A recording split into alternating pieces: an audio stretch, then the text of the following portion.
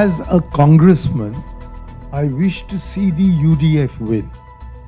As a Gandhian, I want to tell the truth.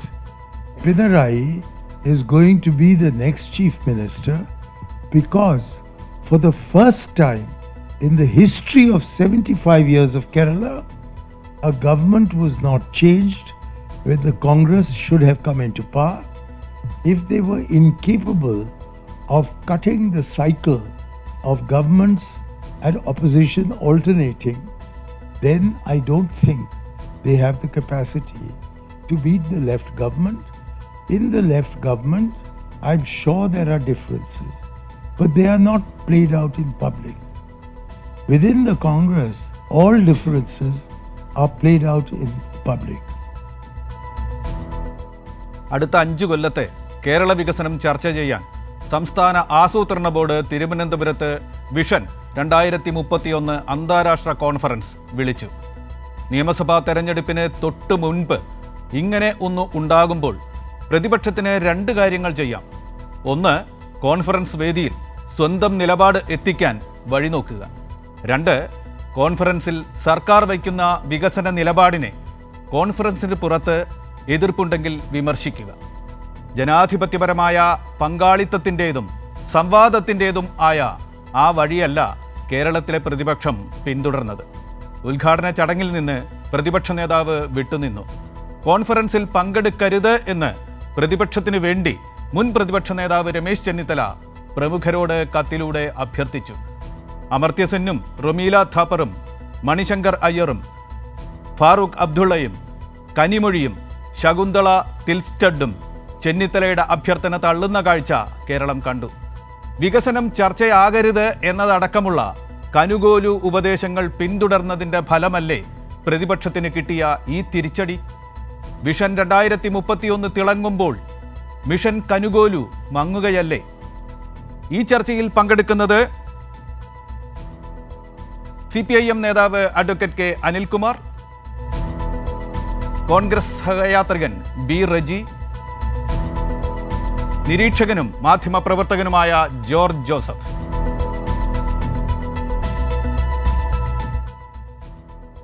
Advocate Anilkumar, ഞാൻ താങ്കളിൽ നിന്ന് തുടങ്ങുകയാണ്.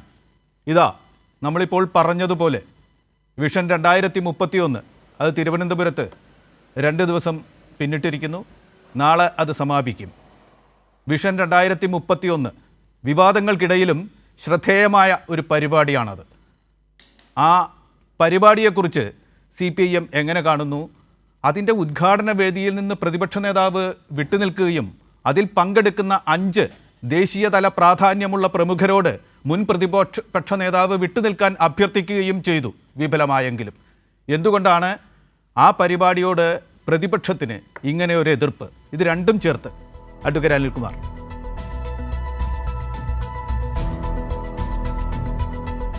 ഒരു പരിപാടിയിൽ മാത്രമല്ല, പല പരിപാടികളിലും കേരളത്തിലെ പ്രതിപക്ഷം സംസ്ഥാന സർക്കാരിനോടോ കേരളത്തോടോ സഹകരിച്ചിട്ടില്ല. വിഴിഞ്ഞം തുറമുഖത്തിൻ്റെ ഉദ്ഘാടനം നടക്കുന്ന ഘട്ടത്തിൽ എങ്ങനെയാണ് പ്രതിപക്ഷം അതിനോട് പെരുമാറിയത്? തീരശോഷണം ഉണ്ടാകും വിഴിഞ്ഞം വന്നാൽ. അവസാനം വിഴിഞ്ഞത്ത് ക്രെയിൻ വന്ന് ആ ക്രെയിനിൻ്റെ ഇറക്കൽ ഒരു പരിപാടി എന്ന നിലയ്ക്ക് സംഘടിപ്പിച്ചപ്പോൾ എന്താണ് പറഞ്ഞത്? ഇതൊന്നും നടക്കാൻ പോകുന്നില്ല. അവിടെ പോകാനിടയായ തന്നെ അബദ്ധമായിപ്പോയി. ഇന്ന് വിഴിഞ്ഞം എവിടെ നിൽക്കുന്നു? ഞാനിപ്പോൾ ബഹുമാനപ്പെട്ട കേരള മുഖ്യമന്ത്രി പങ്കെടുത്ത കോട്ടയം മെഡിക്കൽ കോളേജിലെ 383 കോടി രൂപയുടെ വികസന പ്രവർത്തനങ്ങളുടെ പൂർത്തിയാകലിൻ്റെ ഉദ്ഘാടനം നടത്തിയിട്ടാവും അദ്ദേഹത്തെ ആ ചടങ്ങ് കഴിഞ്ഞിട്ടാണ് വരുന്നത്. ഒരു മുഖ്യമന്ത്രി 20-25 കെട്ടിടങ്ങൾ ഒരുമിച്ച് ഉദ്ഘാടനം ചെയ്യുന്നു, 113 സ്കൂളുകൾ ഒരുമിച്ച് ഉദ്ഘാടനം ചെയ്യുന്നു. ബഹുമാനപ്പെട്ട മന്ത്രി രാജേഷ് ആണെങ്കിൽ ഏതാണ്ട് 1000 റോഡുകളാണ് ഒരു ദിവസം ഉദ്ഘാടനം ചെയ്തത്. കേരള ചരിത്രത്തിലല്ല, ലോക ചരിത്രത്തിൽ തന്നെ ഒരു മന്ത്രി 1000 റോഡുകൾ ഒരുമിച്ച് ഉദ്ഘാടനം ചെയ്തിട്ടുണ്ടെങ്കിൽ MP രാജേഷ് ആയിരിക്കും. 113 സ്കൂൾ കെട്ടിടങ്ങൾ ഒരുമിച്ച് ഉദ്ഘാടനം ചെയ്തിട്ടുണ്ടെങ്കിൽ അത് ബഹുമാനപ്പെട്ട മുഖ്യമന്ത്രി സഖാവ് പിണറായി ആയിരിക്കും. ഞാനിപ്പോൾ ആ മെഡിക്കൽ കോളേജിലെ പരിപാടിക്കിടയിലാണ് ഒരു കാര്യം മനസ്സിലാക്കിയത്. ഒരു MRI സ്കാനിങ് മെഷീൻ ഇന്ത്യയിൽ അങ്ങനെ വേറൊന്നില്ല. ഇന്ത്യയിൽ അങ്ങനെ ഒരു ആശുപത്രിയിലും ആ MRI സ്കാനിങ് മെഷീൻ ആ നിലവാരത്തുള്ളതില്ല. ഒരു സ്വകാര്യ ആശുപത്രിക്ക് പോലും നേടാൻ കഴിയാത്ത MRI സ്കാനിങ് മെഷീൻ ഇതാ കോട്ടയത്തെത്തിയിരിക്കുന്നു. കോട്ടയത്തെ മറ്റൊരു പ്രത്യേകത കണ്ടത് 16 ഓപ്പറേഷൻ തിയേറ്റർ, അതിൽ റോബോട്ടിക് സർജറിക്ക് 2 എണ്ണം, അതിൽ പ്രധാനമായും 2 എണ്ണം അമേരിക്കയിലിരുന്ന് ഒരു വിദഗ്ധനായ ഡോക്ടറുടെ ഉപദേശങ്ങൾ അദ്ദേഹം വീഡിയോ കോൺഫറൻസിലൂടെ സർജറി നേരിട്ട് കണ്ട് നിർദ്ദേശം കൊടുത്ത് സ്വീകരിക്കുന്ന സംവിധാനം കോട്ടയം മെഡിക്കൽ കോളേജ് വന്നിരിക്കുന്നു. പറഞ്ഞാൽ തീരില്ല അത്. ഇതൊക്കെ സഹിക്കുന്ന കാര്യമാണോ? അപ്പോൾ ഒറ്റ മാർഗ്ഗമേ ഉള്ളൂ, ഒളിച്ചോടുക. നിയമസഭയിൽ വന്ന് ഈ ബഡ്ജറ്റ് ചർച്ച നടക്കുമ്പോൾ ബഡ്ജറ്റ് ചർച്ചയിൽ പങ്കെടുത്ത് ഏത് മന്ത്രിക്കെതിരെയും അഴിമതി ആരോപണം ഉന്നയിച്ചാൽ ഡിഫാമേഷൻ കേസ് വരികയില്ല. 10 കൊല്ലമായില്ലേ, അല്ലെങ്കിൽ ഈ സർക്കാരിന് 5 കൊല്ലമായില്ലേ? എഴുതി കൊടുത്തിട്ട് ഒരു കടലാസിൽ ഒരു അഴിമതി ആരോപണം എഴുതി കൊടുക്കാനില്ലാത്തത് കൊണ്ടാണ് പ്രതിപക്ഷം ഒളിച്ചോടിയത്. ആ ബഡ്ജറ്റ് ചർച്ചയിൽ കൃത്യമായിട്ട് മറുപടി കിട്ടുമെന്നതുകൊണ്ടാണ് സതീശൻ്റെ നുണകൾ. ഇപ്പോൾ സതീശൻ്റെ നുണകൾക്ക് ഒരല്പം ആയുസുണ്ട്. കാരണം എന്താണ്? ആ നുണ പറഞ്ഞു കഴിഞ്ഞാൽ അതൊന്ന് പൊട്ടിക്കാൻ വേണ്ടി നവമാധ്യമങ്ങളുടെ ഒരു അല്പസമയം എടുക്കും. നിയമസഭയിൽ അത് വേണ്ട. 3-4 മന്ത്രിമാർ അങ്ങ് എഡിറ്റ് നിന്ന് ഓരോരുത്തരങ്ങ് പറഞ്ഞാൽ മതി. അപ്പോൾ സതീശനെ സംബന്ധിച്ച് അവിടെ നിൽക്കാൻ മാർഗ്ഗമില്ല. അതുകൊണ്ടോ നിയമസഭാ സമ്മേളനം തുടങ്ങുമ്പോൾ തന്നെ എണീക്കും പ്രതിപക്ഷ നേതാവ്. അപ്പം തന്നെ ഇവിടെ നിന്ന് ഇറങ്ങുകയായി. ഇങ്ങനെ ഒളിച്ചോടിയൊരു പ്രതിപക്ഷമുണ്ടോ? നിങ്ങൾ എവിടെ വരെ ഓടാനാണ്? ബഹുമാനപ്പെട്ട പ്രതിപക്ഷ നേതാവ്, അങ്ങേക്ക് എവിടെ വരെ ഓടാനാണ്? ഞാനിപ്പോൾ ബഹുമാനപ്പെട്ട മണിശങ്കർ അയ്യരുടെ ഇപ്പോഴത്തെ ഇൻ്റർവ്യൂ കണ്ടിട്ടാണ് ഇവിടെ ഇരിക്കുന്നത്. അദ്ദേഹം പറഞ്ഞത് കേരളത്തിൻ്റെ പ്ലാനിംഗ് ബോർഡിൻ്റെ ചുമതല കൂടിയുള്ള വകുപ്പിൻ്റെ സെക്രട്ടറി ശ്രീ ഷർമിള ബേരി ജോസഫ്, അവരിൽ നിന്നും ഞാൻ നേരിട്ട് വിവരങ്ങൾ ശേഖരിച്ചിട്ടാണ് നിങ്ങളോട് സംസാരിക്കുന്നത്. കേരളം എവിടെ വരെ എത്തി? എൻ്റെ കോൺഗ്രസ് ഗാന്ധിജിയുടെ കോൺഗ്രസ്സാണ്. ഗാന്ധിജിയുടെ കോൺഗ്രസ് എന്താണോ പറഞ്ഞത് അതിവിടെ നടപ്പാക്കി Pinarayi Vijayan. In a wonderful manner, a wonderful governance. അത് പ്രൂവ് ചെയ്യാതെ മണിശങ്കർ അയ്യരെ പോലുള്ള ആളുകൾ എന്തെങ്കിലും എന്ന് പറയുന്നവരാണോ? രാജീവ് ഗാന്ധി ആ കാലഘട്ടത്തിൽ തന്നെ നമ്മുടെ പഞ്ചായത്ത് രാജിൻ്റെ പര്യായമല്ലേ അദ്ദേഹം? ഭരണഘടനാ ഭേദഗതികൾ 85, 86 ഭേദഗതികളെ പൈലറ്റ് ചെയ്ത മനുഷ്യനല്ലേ അദ്ദേഹം? എത്രയോ തവണ അദ്ദേഹം കേരളത്തെക്കുറിച്ച് നല്ലത് പറഞ്ഞിട്ടുണ്ട്. അത് ആവർത്തിച്ചു എന്ന് മാത്രമേ ഉള്ളൂ. പക്ഷേ ഇപ്പോൾ അതിനേക്കാൾ മെച്ചപ്പെട്ട നിലയ്ക്ക് അത് അവതരിപ്പിക്കുന്നു. അതിദാരിദ്ര്യമുക്ത കേരളം എന്ന് പറഞ്ഞപ്പോൾ, എന്നാൽ പ്രതിപക്ഷ നേതാവിന് അദ്ദേഹത്തിൻ്റെ ഈ പുതിയ യാത്രയിൽ ദാരിദ്ര്യമുക്ത കേരളത്തിന് അപവാദമായി ഏതെങ്കിലും ഒരു ചിത്രം അവതരിപ്പിക്കാൻ കഴിഞ്ഞോ? ഒരു ദിവസം മലയാള മനോരമയിൽ പങ്ക്തി ആരംഭിച്ചു. 3 ദിവസം കഴിഞ്ഞപ്പോൾ പങ്ക്തി തീർന്നു. പങ്ക്തി 3 ദിവസം 7×3 21 എണ്ണം. അതെന്താണ് ആ സാഹചര്യം എന്ന് പരിശോധിച്ചാൽ അവരെ വീണ്ടും ഉൾപ്പെടുത്താവുന്നേ ഉള്ളൂ. ഇതുപോലെ പദ്ധതി നടപ്പാക്കി കഴിഞ്ഞപ്പോൾ 21 ദിവസം മലയാള മനോരമ എടുത്ത് കാണിച്ചു. നന്ദിയോടുകൂടി അത് നമുക്ക് ഉൾപ്പെടുത്താം. മുഖ്യമന്ത്രി പറഞ്ഞല്ലോ ഇത് തുടർപ്രവർത്തനം ഉണ്ടാകും. ബഹുമാനപ്പെട്ട പാർട്ടി സെക്രട്ടറി പറഞ്ഞെന്താണ്? ദാരിദ്ര്യമില്ലാത്ത കേരളം നമുക്കുണ്ടാക്കാം. ഇതൊക്കെയല്ലേ യാഥാർത്ഥ്യം? ഇവിടെ ഇടതുപക്ഷം ദുഷിച്ചു എന്ന് പറയുന്ന പണ്ഡിത ശ്രേഷ്ഠന്മാരുണ്ട്. ആ പണ്ഡിത ശ്രേഷ്ഠന്മാർക്ക് ചുറ്റും മാധ്യമങ്ങൾ ഇങ്ങനെ തിങ്ങിക്കൂടി മത്സരിക്കുകയാണ്. വരുന്നവർക്കെല്ലാം വാശിക്ക് ഇൻ്റർവ്യൂ കൊടുത്തുകൊണ്ടിരിക്കുകയാണ്. എന്താണ് വാശിക്ക് ഇൻ്റർവ്യൂ കൊടുക്കുന്നത്? ഒരു അതിവികസിത ജനാധിപത്യ സമൂഹത്തിനകത്തെ ജനാധിപത്യ ബോധവും ബോധ്യവുമുള്ള ജനങ്ങൾ വോട്ട് ചെയ്യുന്നത് പോലെയാണോ കേരളത്തിലെ വോട്ട്? ഈ വോട്ടിനെ സ്വാധീനിക്കുന്ന വിധം അപവാദ പ്രചരണങ്ങളുടെയും നുണപ്രചരണങ്ങളുടെയും കുത്തൊഴുക്കല്ലേ തദ്ദേശ തെരഞ്ഞെടുപ്പിൽ കണ്ടത്? ഇല്ലെങ്കിൽ SIR-നെ പിണറായി വിജയൻ കൊണ്ടുവന്നു മുസ്ലിങ്ങളെ ഒഴിവാക്കാനെന്നുള്ള നുണ കേരളത്തിൽ ചെലവാക്കാൻ പറ്റുമായിരുന്നോ? അത് ചെലവാക്കിയവർ കേരളത്തിൽ അധികാരത്തിൽ വരണം. അത് ചെലവാക്കിയ മുസ്ലിം ലീഗിൻ്റെ നേതൃത്വത്തിൽ കേരളത്തിൽ അധികാരം പിടിക്കണം. അതാണ് ബദൽ. ഏത്? നെഹ്റുവിൻ്റെ ബദൽ. നെഹ്റുവിൻ്റെ ബദൽ എന്ന് പറഞ്ഞാൽ മുസ്ലിം ലീഗാണോ? മുസ്ലിം ലീഗിനെ ചത്ത കുതിര എന്ന് വിശേഷിപ്പിച്ച ആളാണ് ബഹുമാനപ്പെട്ട ജവഹർലാൽ നെഹ്റു. അതുകൊണ്ട് മണിശങ്കർ അയ്യർക്ക് നമ്മുടെ നാട്ടിലെ മാധ്യമങ്ങൾക്ക് ഇന്ന് ഫ്രണ്ട് പേജിൽ ഇടമില്ല, മുഖ്യധാരാ മാധ്യമങ്ങളിൽ ഇടമില്ല. വിഷൻ 2031 പറയുന്നത് കേരളത്തിൽ നടന്ന ഏറ്റവും പ്രധാനപ്പെട്ട ഒരു പ്രവർത്തനമാണ്. സർക്കാർ വളരെ ഫലപ്രദമായി ഏതാണ്ട് 62 സെമിനാറുകൾ നടത്തി ഉണ്ടാക്കിയ രേഖയുടെ വിശദമായ അവലോകനവും അതിൻ്റെ നടത്തിപ്പിലേക്കുള്ള യാത്രയാണ്. നടപ്പാക്കാനാകുന്നതേ പറഞ്ഞിട്ടുള്ളൂ. ഇതാ നടപ്പാക്കാനാകും. ആ ആത്മവിശ്വാസമാണ് ഇന്നത്തെ ദിവസം ഈ സെമിനാറിൻ്റെ 2ാം ദിവസം കേരളം കണ്ടുകൊണ്ടിരിക്കുന്നത് LDF-ൻ്റെ ഭാഗത്തു നിന്ന്. ബി റജി, ഞാൻ താങ്കളിലേക്ക് വരികയാണ്. താങ്കൾ ഈ വിമർശനം കേട്ടല്ലോ. ഒരിക്കൽ കൂടി ഒരു വികസന പ്രവർത്തനത്തിൽ നിന്നുകൂടി പ്രതിപക്ഷത്തിൻ്റെ അസാന്നിധ്യം സംഭവിച്ചിരിക്കുന്നു. പ്രതിപക്ഷ നേതാവ് ഈ വിഷൻ 2031 ആ ഉദ്ഘാടന വേദിയിൽ നിന്ന് വിട്ടുനിന്നിരിക്കുന്നു. ആ വേദിയിൽ നടന്ന എന്തിനോടെങ്കിലും വിമർശനം ഉണ്ടോ? എന്തുകൊണ്ടാണ് ഇങ്ങനെ വിട്ടു നിൽക്കുന്നത്? അതൊരു സംവാദ വേദിയായി ഉപയോഗിക്കാൻ പാടില്ലേ? അല്ലെങ്കിൽ തന്നെ ബജറ്റ് ചർച്ചയിൽ പങ്കെടുക്കുന്നില്ല, അടിയന്തര പ്രമേയ ചർച്ചകളിലെല്ലാം നിന്ന് വിട്ടുപോകുന്നു എന്ന തരത്തിൽ സംവാദ ഭീതിയിൽ അകപ്പെട്ടിരിക്കുന്നു പ്രതിപക്ഷം എന്ന വിമർശനം നിലനിൽക്കുമ്പോൾ എന്തുകൊണ്ട് പ്രതിപക്ഷം ഇങ്ങനെ പെരുമാറുന്നു? എങ്ങനെ ഇതിനെ ന്യായീകരിക്കാനാവും ഒരു കോൺഗ്രസ് സഹയാത്രികൻ എന്ന നിലയ്ക്ക് അങ്ങേക്ക്?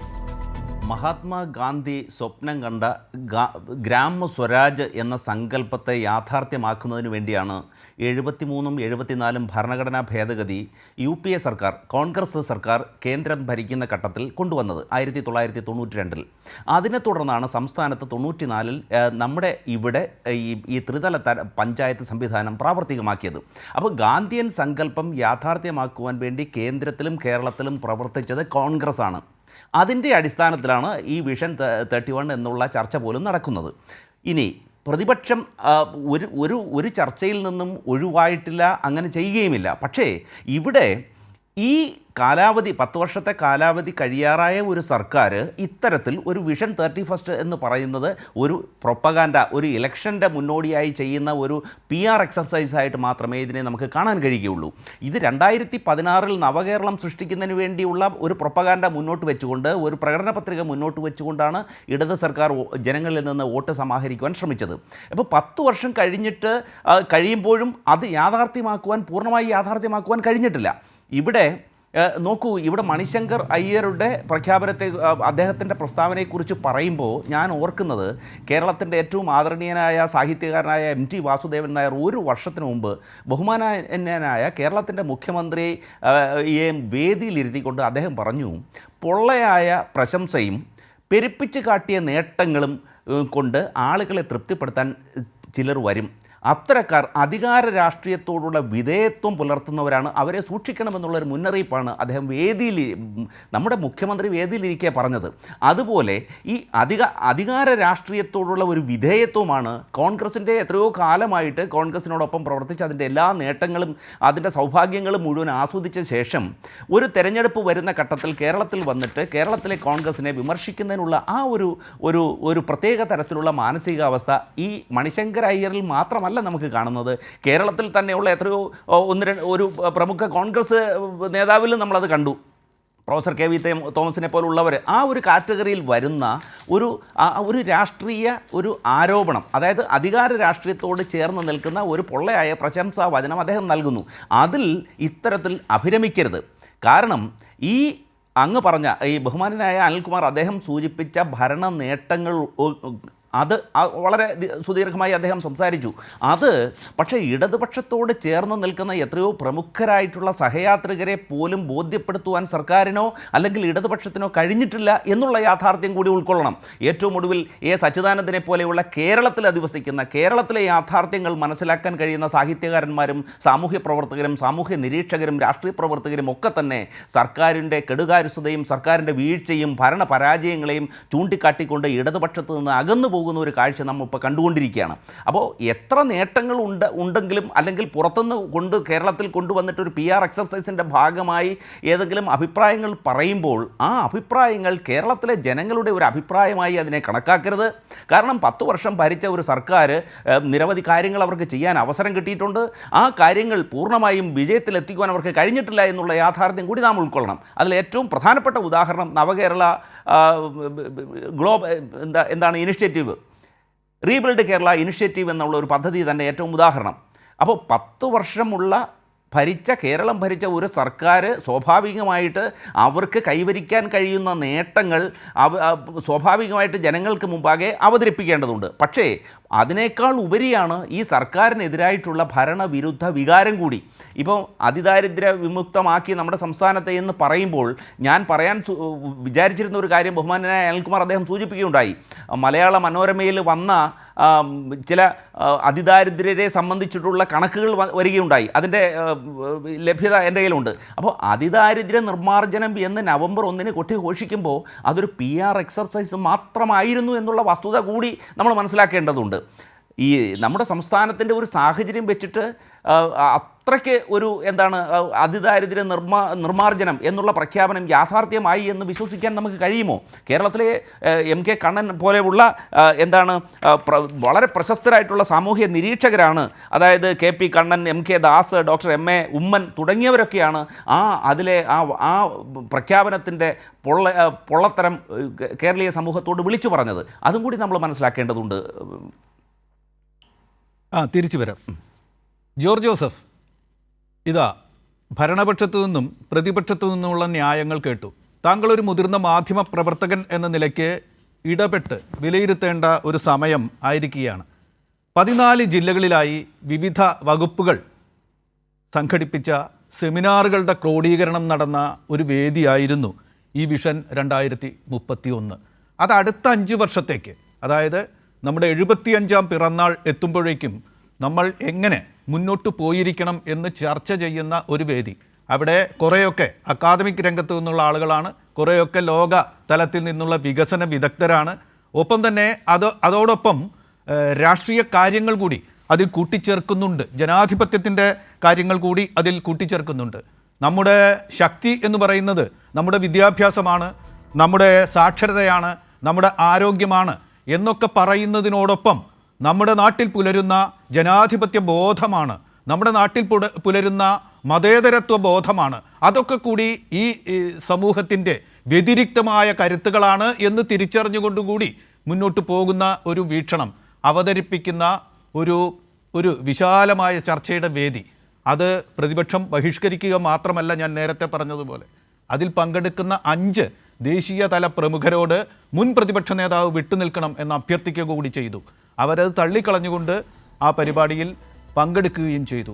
അതിനോടുള്ള പ്രതിപക്ഷത്തിൻ്റെ ഒരു ന്യായീകരണവും ഭരണപക്ഷത്ത് നിന്ന് എന്തുകൊണ്ട് അതങ്ങനെ സംഭവിച്ചു എന്ന കാര്യവുമാണ് ഇപ്പോൾ നമുക്ക് മുമ്പിലുള്ളത്. ഇടപെട്ട് സംസാരിക്കുക ജോർജ് ജോസഫ്.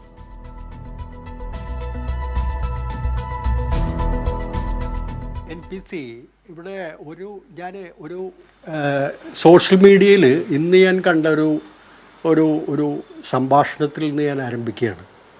അതിനകത്ത് ഒരു ഡോക്ടറാണ് സംസാരിക്കുന്നത്. ആ ഡോക്ടർ, എനിക്ക് അദ്ദേഹത്തിൻ്റെ പേര് ഓർത്തെടുക്കാൻ കഴിയുന്നില്ല.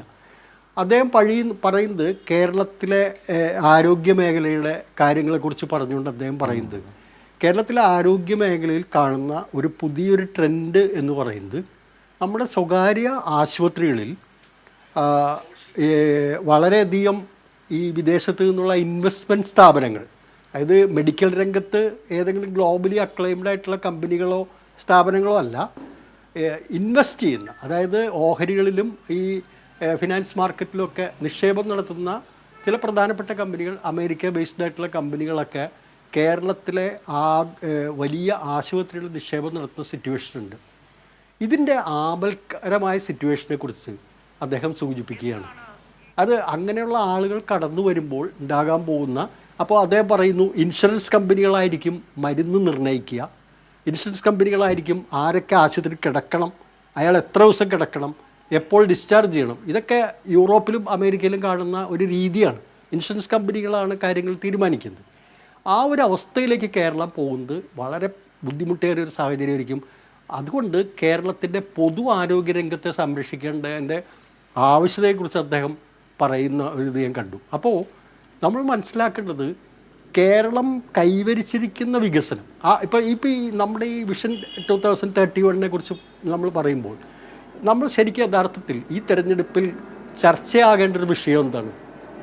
അതായത് കേരളം ഇനി അങ്ങോട്ട് ഈ AI-യുടെയും അതുപോലെ തന്നെ ആധുനികമായിട്ടുള്ള സാങ്കേതികവിദ്യയുടെ കാലഘട്ടത്തിൽ കേരളത്തിന് എങ്ങനെ ഇനിയുള്ള കൈവരിച്ച നേട്ടങ്ങൾ നിലനിർത്താൻ കഴിയും, പുതിയ മാറിയ സാഹചര്യത്തിൽ അല്ലെങ്കിൽ ഡിസ്റപ്റ്റഡ് ആയിട്ടുള്ള ഒരു ഇക്കോണമിയിൽ അല്ലെങ്കിൽ ന്യൂ നോർമൽ എന്ന് പറയുന്ന സിറ്റുവേഷൻ അല്ലെങ്കിൽ പുതിയൊരു സാഹചര്യത്തിലേക്ക് നമ്മൾ കടന്നു പോകുമ്പോൾ അതിനെ എങ്ങനെയാണ് ഫലപ്രദമായി പ്രയോജനപ്പെടുത്തി കേരളത്തിന് മുമ്പോട്ട് പോകാൻ കഴിയുക എന്നുള്ള കാഴ്ചപ്പാടാണ് നമ്മൾ ചിന്തിക്കേണ്ടത്. ഈ തെരഞ്ഞെടുപ്പിൽ ഉയർന്നു വരേണ്ട വിഷയം അതാണ്. പക്ഷേ ദൗർഭാഗ്യവശാൽ ഈ തെരഞ്ഞെടുപ്പിൽ വികസനം ചർച്ചയാകരുത് എന്നുള്ളൊരു അജണ്ട സെറ്റ് ചെയ്തിരിക്കുകയാണ്. ഒരിക്കലും അതുകൊണ്ട് ഞാൻ ഇടതുപക്ഷ ജനാധിപത്യ മുന്നണിയുടെ ഗവൺമെൻറ്റിനോടും അതിലെ പാർട്ടികളോടും അതിലെ പ്രവർത്തകരൊക്കെ എനിക്ക് വിനീതമായിട്ടുള്ളൊരു അഭ്യർത്ഥന ഉള്ളത്, ഏത് വിധത്തിലായാലും വികസനത്തെ കേന്ദ്രബിന്ദുവായിട്ട് ഈ തെരഞ്ഞെടുപ്പ് പ്രചരണത്തിൻ്റെ മുഖ്യ അജണ്ടയായിട്ട് വികസനത്തെ കൊണ്ടുവരാൻ എങ്ങനെയും കഴിയണം. അതിന് ഏത് മാർഗങ്ങൾ, സോഷ്യൽ മീഡിയ ആയാലും ഏത് മാർഗങ്ങൾ ഉപയോഗിച്ചാലും ചെയ്യണം. ഇനി ഈ വികസന അജണ്ടയുടെ കാര്യത്തിൽ നമ്മൾ പറയുമ്പോൾ ഇവിടെ എന്താണ് പ്രശ്നം? അപ്പോൾ അപ്പുറത്ത് ഇപ്പോൾ കേരളത്തിൽ ഇപ്പോൾ കൈവരിച്ചിരിക്കുന്ന നേട്ടങ്ങൾ പോരാ, ഇതെല്ലാം ഒരു പരാജയമാണ്, അല്ലെങ്കിൽ ഈ തരത്തിലുള്ള വികസനം പോരാ, ഈ LDFൻ്റെ 10 വർഷക്കാലത്തെ വികസനത്തിന് പോരായ്മകളുണ്ട് എന്ന ഒരു വിഷയം അപ്പുറത്തുനിന്ന് അവതരിപ്പിക്കട്ടെ, UDF അവതരിപ്പിക്കട്ടെ. ഇതല്ല നമുക്ക് വേണ്ട വികസന കാഴ്ചപ്പാട്, ഇങ്ങനെയല്ല, കേരളം വികസിക്കേണ്ടതിൻ്റെ പരിപ്രേക്ഷ്യം ഇങ്ങനെയാണ് എന്ന് പറഞ്ഞ് അവതരിപ്പിച്ചുകൊണ്ട് 2 വികസന കാഴ്ചപ്പാടുകൾ മുന്നോട്ട് വയ്ക്കുകയല്ലേ വേണ്ടേ? ജനങ്ങളെ സംബന്ധിച്ചിടത്തോളം ആതുര സേവന രംഗത്തും NPC പറഞ്ഞ പോലെ വിദ്യാഭ്യാസ രംഗത്തും ഗതാഗതത്തിൻ്റെ കാര്യത്തിലും കപ്പൽ ഗതാഗതത്തിൻ്റെ കാര്യത്തിലും വ്യോമഗതാഗതത്തിൻ്റെ കാര്യത്തിലും മറ്റടിസ്ഥാന സൗകര്യങ്ങളുടെ കാര്യത്തിലെല്ലാം വികസനമുണ്ടാവുക, അതുവഴി അവൻ്റെ ആളോഹരി വരുമാനവും കേരളത്തിൻ്റെ ഡെവലപ്മെൻറ്റും ഉണ്ടാവുക എന്നുള്ളതല്ലേ നമ്മൾ വികസനം എന്ന് പറയുന്നത്. അപ്പോൾ ആ വികസനത്തിന് ഈ മാതൃക പോരാ, ഇടതുപക്ഷ ജനാധിപത്യ മുന്നണി വയ്ക്കുന്ന ഈ ഗവൺമെൻറ് വച്ചിരിക്കുന്ന വികസനം അല്ല, അതിന് ഞങ്ങൾ ബദൽ അങ്ങനെ പറയുന്നില്ല. അത് ഇതിനു മുമ്പ് നമ്മൾ കൈരളിയുടെ പ്ലാറ്റ്ഫോമിൽ തന്നെ നമ്മൾ ഇതിനു മുമ്പ് ഞാൻ ചർച്ച ചെയ്തപ്പോൾ കോൺഗ്രസിൻ്റെ പ്രതിനിധിയോട് ആവർത്തിച്ച് ചോദിച്ചു, ഇത് പരാജയമാണ്, കിഫ്ബി പരാജയമാണ്, ഓക്കെ സമ്മതിക്കുന്നു, അങ്ങനെയാണെങ്കിൽ കിഫ്ബിക്ക് ബദലായി എങ്ങനെയാണ് നമ്മൾ അടിസ്ഥാന സൗകര്യ രംഗത്ത് വികസന രംഗത്ത് കോടാനുകോടി രൂപയുടെ നിക്ഷേപം വേണം, ആ നിക്ഷേപം നമ്മൾ എങ്ങനെയാണ് കണ്ടുപിടിക്കാനുള്ള നിങ്ങളുടെ മാർഗം എന്താണ്? അത് ഞങ്ങൾ പ്രോസസ്സിലാണ്, ചർച്ചയിലാണ്, അതാണ് പ്രശ്നം. അപ്പോൾ വികസനം എന്ന് പറയുന്ന അജണ്ട കേന്ദ്ര ബിന്ദുവായി തെരഞ്ഞെടുപ്പിൻ്റെ മുമ്പിലേക്ക് വന്നാൽ അതിന് മറുപടി കൊടുക്കാനോ അതിനെ നേരിടാനോ കഴിയില്ല എന്നുള്ള പൂർണ്ണ ബോധ്യമാണ്. അതാണ് അടിസ്ഥാനപരമായി കനകോലു സിദ്ധാന്തം എന്ന് പറയുന്നത്. അപ്പോൾ കേരളം കൈവരിച്ചിട്ടുള്ള നേട്ടത്തെക്കുറിച്ച്, ഇതപര്യന്തം കൈവരിച്ചിട്ടുള്ള നേട്ടങ്ങളെക്കുറിച്ച് നമ്മുടെ മണിശങ്കർ അയ്യർ പറഞ്ഞതിൽ എന്താണ് വ്യത്യാസം, എന്താണ് ഇതുള്ളത്? കേരളം, നമ്മൾ ഇന്ത്യയിലെ ഏത് സംസ്ഥാനത്ത് നമ്മൾ സഞ്ചരിച്ചിട്ടുണ്ടെങ്കിലും ഇന്ത്യയിലെ മറ്റേത് സംസ്ഥാനത്തേക്കാളും മുമ്പിലാണ് കേരളം എന്നുള്ളത് കണ്ണടച്ച ഒരു കൊച്ചു കുട്ടിക്ക് പോലും പറയാൻ കഴിയും. അവിടെ അദ്ദേഹം പഞ്ചായത്ത് രാജിൻ്റെ കാര്യത്തിൽ പറഞ്ഞു, പഞ്ചായത്ത് രാജിൻ്റെ കാര്യത്തിൽ കേരളം കൈവരിച്ചിട്ടുള്ള നേട്ടം, ത്രിതല പഞ്ചായത്തുകളുടെ കാര്യത്തിൽ കേരളം കൈവരിച്ചിട്ടുള്ള നേട്ടം, അതിനെങ്ങനെയാണ് ആ ത്രിതല പഞ്ചായത്തിൻ്റെ സൗകര്യങ്ങൾ ജനങ്ങളിലേക്ക് എത്തിക്കാൻ കഴിയുന്നത് എന്ന് പറയുന്ന സ്ത്രീകളുടെ അടക്കമുള്ള കൂട്ടായ്മകളും മറ്റു കാര്യങ്ങളും ഇതെല്ലാം അദ്ദേഹം പ്രശംസിച്ചുകൊണ്ട് പറഞ്ഞപ്പോൾ കൂട്ടത്തിലൊരു കാര്യം കൂടി പറഞ്ഞു, പഞ്ചായത്ത് രാജിനെ സംബന്ധിച്ചിടത്തോളമുള്ള കാര്യങ്ങൾ കേരളം സ്ട്രോങ് ആയിട്ടുള്ള ലെജിസ്ലേഷൻ കൂടി ഇനി നടത്തണം, കേരളം അതിനകത്ത് മുൻകൈ എടുക്കണം, ആ ലെജിസ്ലേഷൻ കേരളം കൊണ്ടുവരണം എന്നുള്ള അഭിപ്രായം കൂടി അദ്ദേഹം പങ്കുവച്ചു. അപ്പോൾ ദൗർഭാഗ്യവശാൽ നമ്മളെന്താണ് NPC പറഞ്ഞതുപോലെ തന്നെ ഈ ലോകപ്രസിദ്ധനായിട്ടുള്ള നൊബേൽ സമ്മാനം നേടിയ ഒരു അമർത്യ സെൻ എന്ന് പറയുന്ന ഒരു സാമ്പത്തിക ശാസ്ത്രജ്ഞനോട് വരരുത്, ഈ പരിപാടിയിൽ പങ്കെടുക്കരുത് എന്ന് അഭ്യർത്ഥിച്ചുകൊണ്ടൊരു കത്തെഴുതുക എന്ന് പറയുന്നത് എത്രയോ ദയനീയമായൊരു സ്ഥിതിവിശേഷമാണ് നമ്മൾ ആലോചിക്കുക. ലോകത്തെ വലിയ ആളുകളുടെ അഭിപ്രായങ്ങൾ, തെരഞ്ഞെടുപ്പിൻ്റെ ഘട്ടമാവട്ടെ ഏത് ഘട്ടമാവട്ടെ, അവർ പങ്കെടുക്കാൻ തയ്യാറാവുന്നു, അവരുടെ അഭിപ്രായം ഷെയർ ചെയ്യാൻ തയ്യാറാവുന്നു, അവരുടെ അഭിപ്രായം വളരെ പ്രസക്തമല്ലേ? കേരളത്തിന് ഇനി എങ്ങനെ മുമ്പോട്ട് പോകാൻ കഴിയുന്ന ഇന്ത്യൻ വംശജനായിട്ടുള്ള ഇന്ത്യക്കാരനായിട്ടുള്ള അമർത്യ സെൻ എന്ന് പറയുന്ന ആൾ ഒരു ഇന്ന രീതിയിൽ നമുക്ക് പോകാം എന്ന് പറയുമ്പോൾ അതിപ്പോൾ UDF ആവട്ടെ LDF ആവട്ടെ ആരും കണക്കിലെടുക്കേണ്ടതല്ലേ? അത്രയ്ക്ക് സമർത്ഥനായിട്ടുള്ള അംഗീകാരമുള്ള ലോകം അംഗീകരിച്ചിട്ടുള്ളൊരു സാമ്പത്തിക ശാസ്ത്രജ്ഞനോട് വരരുത് എന്ന് പറഞ്ഞുകൊണ്ടൊരു കത്തെഴുതാൻ പോലുമുള്ള അത് ആരാണ് ഈ മുൻ പ്രതിപക്ഷ നേതാവിനെയൊക്കെ അഡ്വൈസ് ചെയ്യണമെന്ന് എനിക്ക് മനസ്സിലാവുന്നില്ല. സത്യത്തിൽ വളരെ ദയനീയമായൊരു ചിത്രമാണത്. കാരണം ഒരാളോട് അത് അദ്ദേഹത്തിൻ്റെ ഒരു താല്പര്യമാണ്. പിന്നെ അതുകൂടാതെ ഇന്ത്യയിലെ ആളുകളോട് കത്തയച്ചത് വിടാം, പക്ഷേ ലോകപ്രശസ്തനായൊരു സാമ്പത്തിക ശാസ്ത്രജ്ഞനോട് ആവശ്യപ്പെടുന്നു, അഭ്യർത്ഥിക്കുകയാണ്, ഈ പരിപാടിയിൽ പങ്കെടുക്കരുത്, തെരഞ്ഞെടുപ്പ് അജണ്ടയാണ്, PR എക്സർസൈസാണ് എന്നൊക്കെ പറഞ്ഞുകൊണ്ട്. അപ്പോൾ അതിനകത്ത് വളരെ സഹതാപം തോന്നുന്നൊരു സിറ്റുവേഷനാണ്. ആരെങ്കിലും നല്ലൊരു സൽബുദ്ധി ഉപദേശിച്ച് കൊടുക്കണം ശ്രീ രമേശ് ചെന്നിത്തലയെ പോലുള്ള ആളുകൾക്ക്.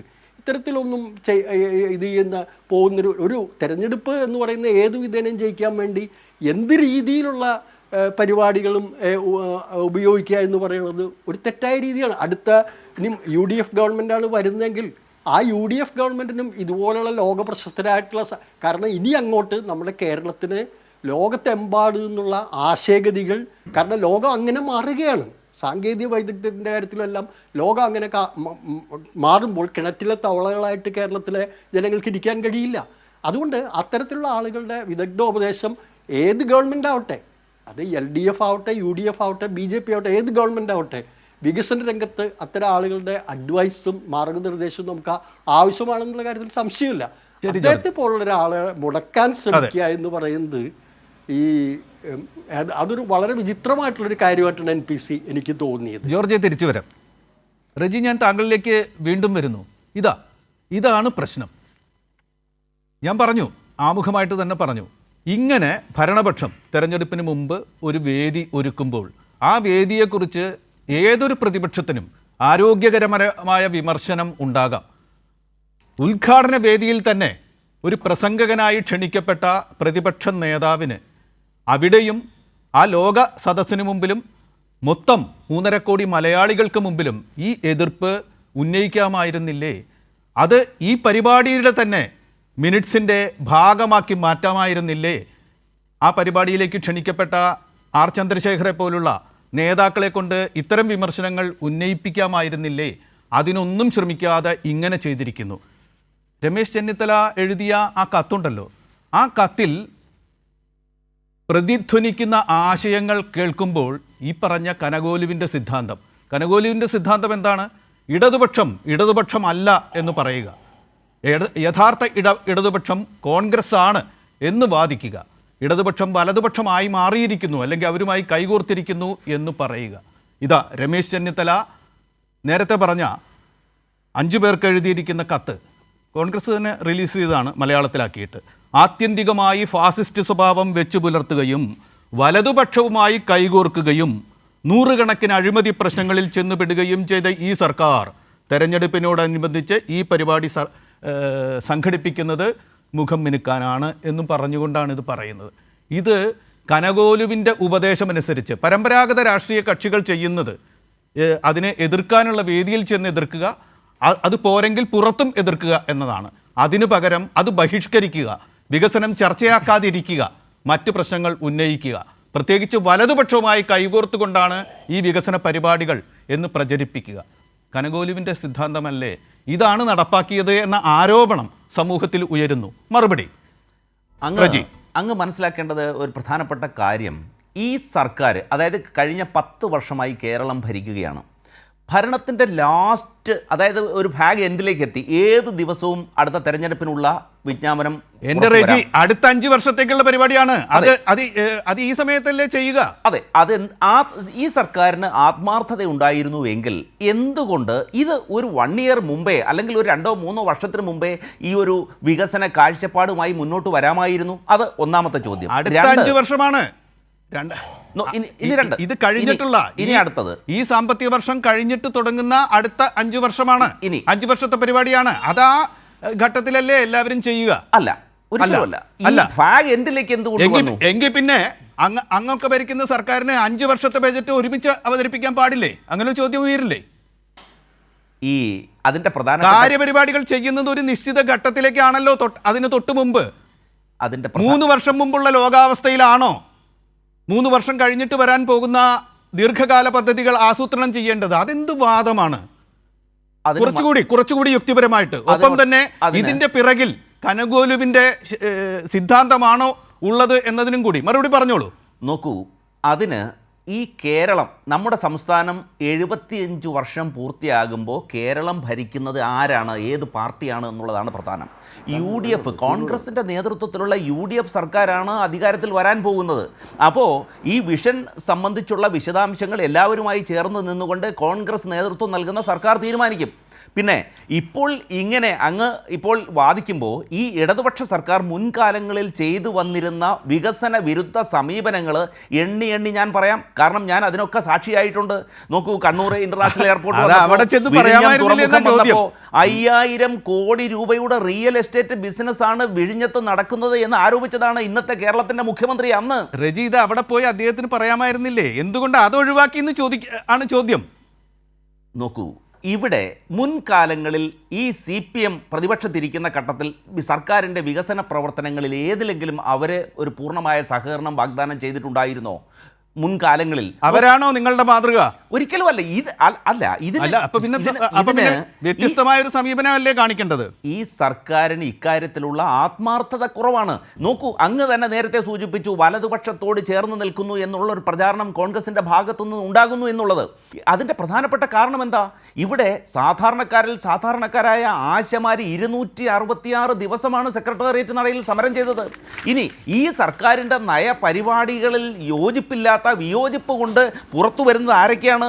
ഏറ്റവും ഒടുവിൽ ചലച്ചിത്ര അക്കാദമിയുടെ ചെയർമാനായിരുന്ന പ്രേംകുമാർ, അതുപോലെ TP ഷാജി, കുഞ്ഞികൃഷ്ണൻ, സാറ ജോസഫ്, സച്ചിദാനന്ദൻ, MT വാസുദേവൻ നായർ അന്നേ വിമർശനം ഉന്നയിച്ചിട്ടുണ്ടായിരുന്നു. അതുപോലെ M മുകുന്ദൻ, പിന്നെ ഏറ്റവും പ്രധാനപ്പെട്ട ഹാരിസ് ഹസൻ, ഇടത് സഹയാത്രികനായിരുന്ന റെജി ലൂക്കോസ്, കൽപ്പറ്റ നാരായണൻ, PK ശശി, നിങ്ങളുടെ ഇടതുപക്ഷത്തിൻ്റെ എത്രയോ വർഷമായിട്ടുള്ള, അതുപോലെ G സുധാകരൻ സാറ്, അതുപോലെ സുരേഷ് കുറുപ്പ്, ഐഷ പോറ്റി, S രാജേന്ദ്രൻ, പിരപ്പൻകോട് മുരളി, ഹസ്കർ, PV അൻവർ, അങ്ങനെ S രാജേന്ദ്രൻ MLA, ഇങ്ങനെ തുടങ്ങി ഇടതുപക്ഷത്തോട് ചേർന്ന് ദീർഘകാലമായി പ്രവർത്തിച്ചവരെ പോലും വിശ്വാസത്തിലെടുക്കുകയോ അല്ലെങ്കിൽ അവർക്ക് പോലും ബോധ്യമാകുന്ന തരത്തിലോ പ്രവർത്തിക്കുവാൻ ഇടതുപക്ഷത്തിന് ഇവിടെ കേരളത്തിൽ കഴിഞ്ഞിട്ടില്ല. അങ്ങനെയുള്ള ഒരു സാഹചര്യത്തിലാണോ ഒരു പ്രതിപക്ഷത്തെ അവരെ വിശ്വാസത്തിലെടുത്തുകൊണ്ട് അവരോട് അഡ്വാൻസായിട്ട് ആലോചിക്കാതെ ഇതിൻ്റെ നടപടികളുമായിട്ട് മുന്നോട്ട് പോയത്? ഇതിൻ്റെ 33 മേഖലാ തലത്തിലുള്ള മീറ്റിങ്ങുകൾ നടത്തുമ്പോൾ അത് ഏതെങ്കിലും ഘട്ടത്തിൽ പ്രതിപക്ഷവുമായി ആലോചിച്ചിട്ടുണ്ടായിരുന്നോ? ഈ വിഷൻ 31നെ സംബന്ധിച്ച് ഇത് കുറേ നാളിന് മുമ്പേ തുടങ്ങിയതാണല്ലോ. അപ്പോൾ ഈ 33 മേഖലാ യോഗങ്ങൾ സംഘടിപ്പിക്കുകയുണ്ടായി. അപ്പോൾ ഇത് അങ്ങനെ ആത്മാർത്ഥമായിട്ട് കേരള വികസനത്തിന് LDFന് ആത്മാർത്ഥമായിട്ടുള്ള ഒരു താല്പര്യം ഉണ്ടായിരുന്നുവെങ്കിൽ നിശ്ചയമായിട്ടും നിയമസഭയിൽ റെപ്രസെൻറ്റേഷനുള്ള പാർട്ടികളുമായി അത് ആലോചിച്ച് യോജിച്ച് ഒരു കോൺസെൻസസ് ഉണ്ടാക്കി അത്തരത്തിലൊരു തീരുമാനമായിരുന്നില്ലേ എടുക്കേണ്ടിയിരുന്നത്? UDFൻ്റെ കാലഘട്ടത്തിൽ ഭരിക്കുമ്പോൾ കേരള വികസനത്തെ സംബന്ധിച്ച് നിയമസഭയിൽ എത്ര സെമിനാറുകൾ സംഘടിപ്പിച്ചിട്ടുണ്ടായിരുന്നു. അത് ഭരണത്തിൻ്റെ ലാസ്റ്റ് സ്റ്റേജിലല്ല, തുടക്ക സമയത്തു തന്നെയാണ്. നമുക്ക് എങ്ങനെയാണ് നമ്മുടെ സംസ്ഥാനത്തെ വികസനത്തിലേക്ക് ഇതിന് മറുപടി എടുത്തിട്ട് തിരിച്ചു വരാം. ഓക്കെ അനിൽകുമാർ, ഈ ഒരു പരിപാടി 2 വർഷം മുമ്പ് അല്ലെങ്കിൽ 3 വർഷം മുമ്പ് നടപ്പാക്കേണ്ടിയിരുന്നു. മാത്രവുമല്ല വിമർശനങ്ങൾ ഏറെ ഉണ്ടവർക്ക്, അവിടെ വന്ന് പറഞ്ഞില്ല എന്നേ ഉള്ളൂ. അതിലേക്ക് പോയി ഒരു മറുപടി താങ്കൾ പറയുക. എന്തുകൊണ്ട് ഇത് 3 വർഷം മുമ്പ് നടപ്പാക്കിയില്ല? എന്തുകൊണ്ട് 14 ജില്ലകളിൽ ആയി നടത്തിയ 34 സെമിനാറുകളിൽ പ്രതിപക്ഷത്തെ വിളിച്ചില്ല? പ്രതിപക്ഷത്തിന് ഒരു ഇടവും കൊടുത്തില്ല. ഇപ്പോൾ പ്രതിപക്ഷ നേതാവിനെ ഉദ്ഘാടന വേദിയിലേക്ക് വിളിച്ചെങ്കിലും അത് മുഖം മിനുക്കൽ പരിപാടിയാണ് തൊട്ടു മുമ്പ് നടക്കുന്ന എന്നതുകൊണ്ട് ബഹിഷ്കരിച്ചിരിക്കുന്നു. ഇത് കനകൂല് പറഞ്ഞു തന്നതല്ല, ഇത് സത്യത്തിൽ ഉള്ളത് തന്നെയാണ്. ഇടതുപക്ഷം വലതുപക്ഷ ആശയങ്ങളോട് കൈകോർത്തിരിക്കുന്നു എന്നാണ് കോൺഗ്രസ് സഹയാത്രികനായ റജി പറയുന്നത്. മറുപടി: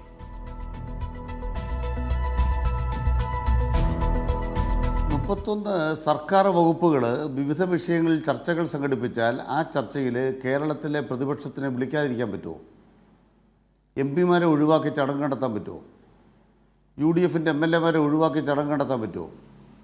എല്ലാ പരിപാടിയിലും UDF നേതാക്കന്മാരെ വിളിച്ചിട്ടുണ്ട്, തദ്ദേശ സ്ഥാപനങ്ങളിലെ അവരുടെ അധ്യക്ഷന്മാരെ വിളിച്ചിട്ടുണ്ട്, ജനപ്രതിനിധികളെ വിളിച്ചിട്ടുണ്ട്. അവർക്ക് വികസനത്തിൽ താല്പര്യമില്ല. എന്താ പ്രശ്നം? നിങ്ങൾ 2018 പ്രളയമുണ്ടായ കേരളമാണെന്ന് ഓർക്കുന്നുണ്ടോ? നാട്ടുകാർ ഓർക്കുന്നുണ്ടോ? എന്താ ഓർക്കാത്തതിന് കാരണം? പ്രളയകാലത്ത് തകർന്നതെന്തോ അത് വീണ്ടെടുക്കുക എന്നുള്ളതല്ല, നഷ്ടപ്പെട്ടതെന്തോ പുനർനിർമ്മിക്കുക എന്നുള്ളതല്ല, പുതിയ കേരളം ഉണ്ടാക്കുക എന്നുള്ളതാണ് മുഖ്യമന്ത്രി അന്ന് പറഞ്ഞത്. റീബിൽഡ് കേരളയുടെ 5800 കോടി രൂപയുടെ പദ്ധതിയായിരുന്നു, അത് പൂർത്തിയായി. ആ പദ്ധതി പൂർത്തിയായി കഴിഞ്ഞാൽ അതില്ല എന്നാണോ പറയുക? അതിൻ്റെ റോഡ് ഇവിടെയുണ്ട്. ഞാനൊരു കണക്ക് പറയാം. ദേശീയപാത എന്ന് പറയുന്നത് ഈ 10 കൊല്ലത്തിനിടയ്ക്കാണ് ഉണ്ടായത്, 10 കൊല്ലത്തിന് മുമ്പാണ് ഉണ്ടായത്. വികസനം LDFൻ്റെ കാലത്ത് കിബി പണം കൊടുത്തുണ്ടാക്കിയതാണെന്നുള്ളതിന് തർക്കമുണ്ടോ? അത് കാണുന്ന മനുഷ്യന് പിണറായി സർക്കാരിനെതിരെ വികാരമുണ്ടാകുമോ? നിങ്ങളിപ്പോൾ ഒരു പേര് പറഞ്ഞല്ലോ, ഭരണവിരുദ്ധ വികാരം. കേരളത്തിൽ ഏറ്റവും കൂടുതൽ ദേശീയപാതയ്ക്ക് നീളമുള്ളത് മലപ്പുറം ജില്ലയിലാണ്. മലപ്പുറത്ത് കേൾക്കാൽ മലപ്പുറത്തെക്കുറിച്ച് മിണ്ടാൻ പാടില്ല എന്നെല്ലാം കുറേ പേര് പറയുന്നുണ്ട്. പക്ഷേ പ്രതിപക്ഷം ഇല്ലാത്തൊരു മലപ്പുറം ഉണ്ടായി. എല്ലാ കാലവും ലീഗാണ് മലപ്പുറത്ത് ജില്ലാ പഞ്ചായത്ത് ഭരിക്കുന്നത്. എന്നാൽ സച്ചിദാനന്ദന് തോന്നണ്ടേ 5 കൊല്ലം കഴിഞ്ഞ് ലീഗ് ഒന്ന് മാറിക്കൊടുക്കുക, ഇനി ഇടതുപക്ഷം മലപ്പുറം ഭരിക്കട്ടെ? എന്താ പറയാത്തത്? അപ്പോൾ മലപ്പുറത്തെ തുടർഭരണം അവിടുത്തെ ഏതെങ്കിലും തരത്തിൽ അവരെ ദുഷിപ്പിക്കില്ലേ? കുറേ പേരുടെ പേര് പറഞ്ഞ കൂട്ടത്തിലൊരു പേരാണ് പറഞ്ഞത്, സാറാ ജോസഫ്. ഞാൻ ഇത് പേര് പറയേണ്ട കാര്യമില്ല. അവരൊക്കെ തന്നെ ഏതെല്ലാം നിലപാടുകളാണ് എടുത്തിട്ടുള്ളത് എന്ന് ഞാൻ പ്രത്യേകിച്ച് പറയേണ്ട കാര്യമില്ല. നിങ്ങൾ കുറേ പേരുകൾ പറഞ്ഞു. ആ പേരുകൾ പലതും ഇടതുപക്ഷത്തിൻ്റെ ഉറച്ച മുഖങ്ങളാണ്. സുരേഷ് കുറുപ്പ് അടക്കം. നിങ്ങൾ കുറേ കെട്ടുകഥകളൊന്നും ആരും പറയരുത് കേട്ടോ. ഇതുപോലെ ചർച്ചയിൽ ഇങ്ങനെ ചുമ്മാ ലിസ്റ്റൊക്കെ വായിച്ചാൽ അതും മറ്റേ BJP പോയ മൂന്നാറിലെ പഴയ MLA പേരിൻ്റെ കൂടെ ഒക്കെ സുരേഷ് കുറുപ്പിൻ്റെ ഒക്കെ പേര് പറയുന്നത് എന്തൊരു വൃത്തികേടാണ്. ഒരു മാധ്യമ ചർച്ചയിൽ അത് പാടില്ലാത്തതാണ്. വ്യക്തിഹത്യയാണ്. അവരെയൊക്കെ വ്യക്തിഹത്യ ചെയ്യുകയാണ്. G. സുധാകരനെ വ്യക്തിഹത്യ ചെയ്യുകയാണ്. ചെയ്യാൻ പാടില്ലാത്ത കാര്യമാണ്. ഇനി വിഷയത്തിലേക്ക് വന്നാലോ, ഈ കേരളത്തിനകത്തെ വികസനത്തിന് നിങ്ങൾക്ക് എന്താ തർക്കം? ദേശീയപാത ഇങ്ങനെ ഈ വേഗത്തിൽ പൂർത്തിയാക്കുന്നതിന് നിങ്ങൾക്ക് തർക്കമുണ്ടോ? നിങ്ങളുടെ തർക്കം എന്താണ്? ദേശീയപാത തകർന്നു പോയെന്ന നിങ്ങളുടെ വാദം. ആ ദേശീയപാതയിൽ കൂടെ മനുഷ്യർ യാത്ര ചെയ്തുകൊണ്ടിരിക്കുകയാണ്. തകർന്ന സ്ഥലങ്ങളുണ്ട്, അത് പരിഹരിക്കണം എന്നാണ് സർക്കാർ ഉദ്ദേശിച്ചത്. അത് കേന്ദ്ര സർക്കാരിൻ്റെ കയ്യിലാണ്. സംസ്ഥാന സർക്കാർ കുറേ പണം മുടക്കി. കിബി ഇല്ലെങ്കിൽ ദേശീയപാതയുണ്ടോ? മലയോര പാത, തീരദേശപാത, ഇതൊക്കെ എവിടെയാണ്? ഞങ്ങൾ കാണുന്നില്ലല്ലോ. ഇപ്പോൾ കേരളം പുതിയൊരു സിദ്ധാന്തം ഉണ്ടല്ലോ. CPM-ൻ്റെയും ഇടതുപക്ഷത്തിൻ്റെയും സാധാരണ പ്രവർത്തകന്മാർ, പാർട്ടി ബൂത്ത് സെക്രട്ടറിമാർ, ലോക്കൽ കമ്മിറ്റി അംഗങ്ങൾ, ബ്രാഞ്ച് സെക്രട്ടറിമാർ, ഇവരൊക്കെ പരാജയപ്പെട്ടു. എന്തിനു പരാജയപ്പെട്ടു? ഞങ്ങൾ സഞ്ചരിക്കുന്ന ദേശീയപാത ഉണ്ടായത് കാണിച്ചു തരാൻ ഞങ്ങൾക്ക് സാധിച്ചില്ല. ഞങ്ങൾ യാത്ര ചെയ്തുകൊണ്ടിരിക്കുന്ന മലയോര പാത ഞങ്ങളെ കാണിച്ചു തരാൻ ഇവിടുത്തെ പാർട്ടി പ്രവർത്തകർക്ക് പറ്റിയിട്ടില്ല. വിഴിഞ്ഞം തുറമുഖം ഇത്രയും വലുതാണോ? ഇതിങ്ങനെ നടക്കുന്നുണ്ടോ? ഇത് ഞങ്ങളോടൊന്നും ഇവരൊന്നും പറയാത്തത് കൊണ്ടല്ലേ വോട്ട് കിട്ടാത്തത്. ഇടതുപക്ഷം പരാജയപ്പെട്ടതിൻ്റെ സിദ്ധാന്തങ്ങളാണ്. ആ വിഴിഞ്ഞത്ത് ഇത്രയും വലിയ തുറമുഖം, ലോകത്തെ ഏറ്റവും വലിയ തുറമുഖം ഉണ്ടാകുന്നതെന്ന് കണ്ട് ഇത് ഞങ്ങളോടൊന്നും പാർട്ടിക്കാർ പറഞ്ഞില്ല. പറയാത്തത് കൊണ്ട് ഞങ്ങൾ വോട്ട് ചെയ്തില്ലെന്നേ ഉള്ളൂ കേട്ടോ. ഇതാണൊരു സിദ്ധാന്തം. എന്താ യഥാർത്ഥത്തിൽ നടക്കുന്നത്? ഇടതുപക്ഷ പ്രവർത്തകർ കാലത്തൊലിയില്ലാതെ ഈ നാട്ടിൽ സഹന പരിപാടികൾ നടത്തിയതിൻ്റെ ഭാഗമായിട്ടാണ് കോവിഡ് വന്നപ്പോൾ മനുഷ്യന്മാർ മനസ്സിലാക്കിയത്. വെള്ളപ്പൊക്കം വന്നപ്പോൾ ഇടതുപക്ഷത്തെ കണ്ടില്ലേ? പൊതിച്ചോറുമായിട്ട് ഇടതുപക്ഷത്തെ കാണുന്നില്ലേ? വയനാട് ദുരന്തം വന്നപ്പോൾ ഇടതുപക്ഷത്തെ കണ്ടില്ലേ? BJP-ക്കാർ വയനാട് ദുരന്തത്തിൽ പൈസ തന്നോ? KPCC പൈസ കൊടുത്തോ? കൊടുക്കണമെന്നാണോ കൊടുക്കേണ്ടെന്നാണോ K. സുധാകരൻ പറഞ്ഞത്? പ്രതിപക്ഷ നേതാവ് പറയുകയാണ് 1500 കോടി രൂപ പിണറായിയുടെ കയ്യിൽ ഇരിക്കുന്നു, ചെലവ് ചെയ്യുന്നില്ല. പിണറായിയുടെ 1500 കോടി രൂപ സതീശനെ ഏൽപ്പിച്ചിട്ടുണ്ടോ? സതീശൻ്റെ വാദം എന്താണ്? നരേന്ദ്രമോദിയെപ്പോലെ ഉദാരമായ ഒരാൾ 750 കോടി രൂപ പിണറായിയുടെ കയ്യിൽ ഏൽപ്പിച്ചിട്ട് പോയിട്ടുണ്ട് കേട്ടോ. എന്നിട്ട് അദ്ദേഹം ചെലവ് ചെയ്യുന്നില്ല. നിങ്ങൾ വികസനം കാണുന്നില്ലെങ്കിൽ, കാണാത്തതിന് കാരണം നിങ്ങൾ തകരും. അത് കണ്ടാൽ ദേശീയപാത ഉണ്ടെന്ന് കോൺഗ്രസ് സമ്മതിച്ചാൽ നിങ്ങൾ തകരും. ഞങ്ങൾ പറയുന്നത് 10 കൊല്ലത്തിൽ 9 കൊല്ലം ഇവിടെ പ്രോഗ്രസ് കാർഡുണ്ട്. ഒരു പ്രോഗ്രസ് കാർഡിനെതിരെ നിയമസഭയിൽ അവകാശ ലംഘന പ്രമേയം വന്നോ? എൻ്റെ ചോദ്യമാണ്. ഈ തെരഞ്ഞെടുപ്പിലെ ഞങ്ങളുടെ ചോദ്യമാണ്. 10ാമത്തെ കാർഡുമായിട്ട് മുഖ്യമന്ത്രി പിണറായി വരുന്നു. ഒരവകാശ ലംഘന പ്രമേയം കേരള മുഖ്യമന്ത്രി നിയമസഭയിൽ അവതരിപ്പിച്ച പ്രോഗ്രസ് കാർഡിനെ കുറിച്ച് എന്തുകൊണ്ടൊരു അവകാശ ലംഘന പ്രമേയം സത്യമല്ലെങ്കിൽ വന്നില്ല? ഞാൻ ബാക്കി പുറത്തു പറഞ്ഞാൽ അവിടെ കിടക്കട്ടെ. സർക്കാർ അച്ചടിച്ച രേഖയെക്കുറിച്ച് അവിടെ കിടക്കട്ടെ. നിയമസഭയിൽ വന്നില്ല. പ്രോഗ്രസ് കാർഡ് അവതരിപ്പിച്ച നിയമസഭ കൂടിയല്ലേ? അപ്പോൾ നിങ്ങൾക്ക് കണ്ണടച്ചിരിക്കാനേ മാർഗമുള്ളൂ. 5 ലക്ഷം വീടുകൾ ഈ 24-ാം തീയതി, ഫെബ്രുവരി 24-ാം തീയതി 5 ലക്ഷം വീടുകൾ. ഓരോ വീട്ടിലും ഒരു 50 പേർ ചേർന്ന് പായസം കുടിക്കും. കേരളത്തിലെ 2.5 കോടി പേർ വികസനത്തിൻ്റെ സ്വാദറിയും, നല്ല പായസം കുടിക്കും. ഇടതുപക്ഷം തീരുമാനിച്ചിരിക്കുകയാണ്. പ്രതിപക്ഷത്തിന് അറബിക്കടലിൽ ചാടാതെ എന്താ മാർഗം? ആ പ്രതിപക്ഷ നേതാവ് തന്നെ പറഞ്ഞത് 4,38,000 വീടേ ആയുള്ളൂ. അന്ന് അദ്ദേഹം പറഞ്ഞത് സത്യമാണ്. അത് കഴിഞ്ഞ് 6 മാസം കഴിഞ്ഞു, 5 ലക്ഷമായി. ഒരു ശകല സമയം കൂടെ തന്ന ഒരു 3 ലക്ഷം കൂടെ വീട് വെച്ചാൽ ഇനി ആർക്കെങ്കിലും വീട് കിട്ടാൻ ബാക്കിയുണ്ടോ? ഇതല്ലേ വികസനം? ഒരു പ്രധാനപ്പെട്ട ചോദ്യം, ഉമ്മൻചാണ്ടി കല്ലിടാത്ത ഏതെങ്കിലും പദ്ധതി കേരളത്തിലുണ്ടോ? മിനിയാന്ന് ഗവർണർ പോയിട്ട് ഉദ്ഘാടനം ചെയ്തൊരു പരിപാടി ഉണ്ടല്ലോ, ശ്രീനാരായണ ഗുരു ഓപ്പൺ സർവകലാശാല. നിങ്ങൾ കേട്ടിട്ടുണ്ടോ ഡിജിറ്റൽ സയൻസ് പാർക്ക്? നിങ്ങൾ കേട്ടിട്ടുണ്ടോ പുത്തൂരെ ബയോളജിക്കൽ സയൻസ് പാർക്ക്? നിങ്ങൾ മനസ്സിലാക്കിയിട്ടുണ്ടോ ഡിജിറ്റൽ സർവകലാശാല കേരളത്തിൽ വരുത്തിയ മാറ്റം, കേരളത്തിൻ്റെ ഗുഡ് ഗവേണൻസിന് വന്ന മാറ്റം? K-സ്മാർട്ട് പദ്ധതിയെക്കുറിച്ച് കേട്ടിട്ടുണ്ടോ? കല്യാണം കഴിച്ച അപ്പം തന്നെ സർട്ടിഫിക്കറ്റ് കിട്ടുന്ന K-സ്മാർട്ട് പദ്ധതി മനസ്സിലാക്കിയിട്ടുണ്ടോ? നിങ്ങളൊരു അപേക്ഷ കൊടുത്താൽ 3 മിനിറ്റകം ലൈസൻസ് കിട്ടുന്ന ഒരു പദ്ധതി വ്യവസായ വകുപ്പ് ആരംഭിച്ച് മനസ്സിലാക്കിയിട്ടുണ്ടോ? ഞാൻ ചോദിക്കുന്ന ഒരു ചോദ്യതേ ഉള്ളൂ. എല്ലാ PR-ഓടെ നിൽക്കട്ടെ. ഇന്ത്യ സർക്കാർ PR ആണോ? ഇന്ത്യ സർക്കാരിൻ്റെ ഏതെങ്കിലും വകുപ്പ് ഇന്ത്യ രാജ്യത്തെ മറ്റു സംസ്ഥാനങ്ങളുമായി കമ്പയർ ചെയ്താൽ കേരളം 2ാം സ്ഥാനത്തായ ഒരു കാര്യമുണ്ടോ? 2ാം സ്ഥാനത്തായ ഒരു കാര്യം, ശിശുമരണമായിക്കോട്ടെ, മാതൃമരണമായിക്കോട്ടെ, ഏതെങ്കിലും ഒരു കാര്യം 10 കൊല്ലം കൊണ്ട് കേരളം മുന്നോട്ട് പോവുകയാണിത്, വളരെ മുന്നോട്ട് പോയി. കിബ് ഇതാ 1,10,000 കോടിയിലേക്ക് കടന്നിരിക്കുകയാണ്. ആ കിബിയെക്കുറിച്ച് ബഹുമാനപ്പെട്ട ചെന്നിത്തല പറഞ്ഞത് മലർപ്പൊടിക്കാരൻ്റെ സ്വപ്നം. അത് യാഥാർത്ഥ്യമാണെന്ന് പറയുന്നൊരു മീറ്റിങ്ങിൽ വന്നിരിക്കാൻ അല്പം ബുദ്ധിമുട്ടും. അതാണ് പ്രശ്നം. അത് സത്യമാണ് എന്നും യാഥാർത്ഥ്യമാണെന്നും പറയുന്ന ഒരു സ്ഥലത്ത് വന്നിരിക്കാൻ അല്പം ബുദ്ധിമുട്ടും. K4 എന്തിനാണെന്ന് ചോദിച്ച ചെന്നിത്തലയ്ക്ക് ഇത് വന്ന് കാണാൻ പറ്റുന്ന മനക്കരുത്തുണ്ടോ? അത്രയൊന്നും ആരോഗ്യം ചെന്നിത്തലയ്ക്കില്ല. അത്രയൊന്നും മനസ്സുറച്ചിരിക്കാനുള്ള ശേഷിയൊന്നും പ്രതിപക്ഷ നേതാവിനില്ല. നുണയുടെ കുമ്പിളകളാണ്. ഇപ്പം തന്നെ കണ്ടുകൊണ്ടിരിക്കുന്ന കാര്യം എന്താണ്? ശബരിമലയിൽ ഒറ്റ വാക്ക് അക്കാര്യത്തിൽ ഞാൻ കൂട്ടിച്ചേർക്കുകയാണ്.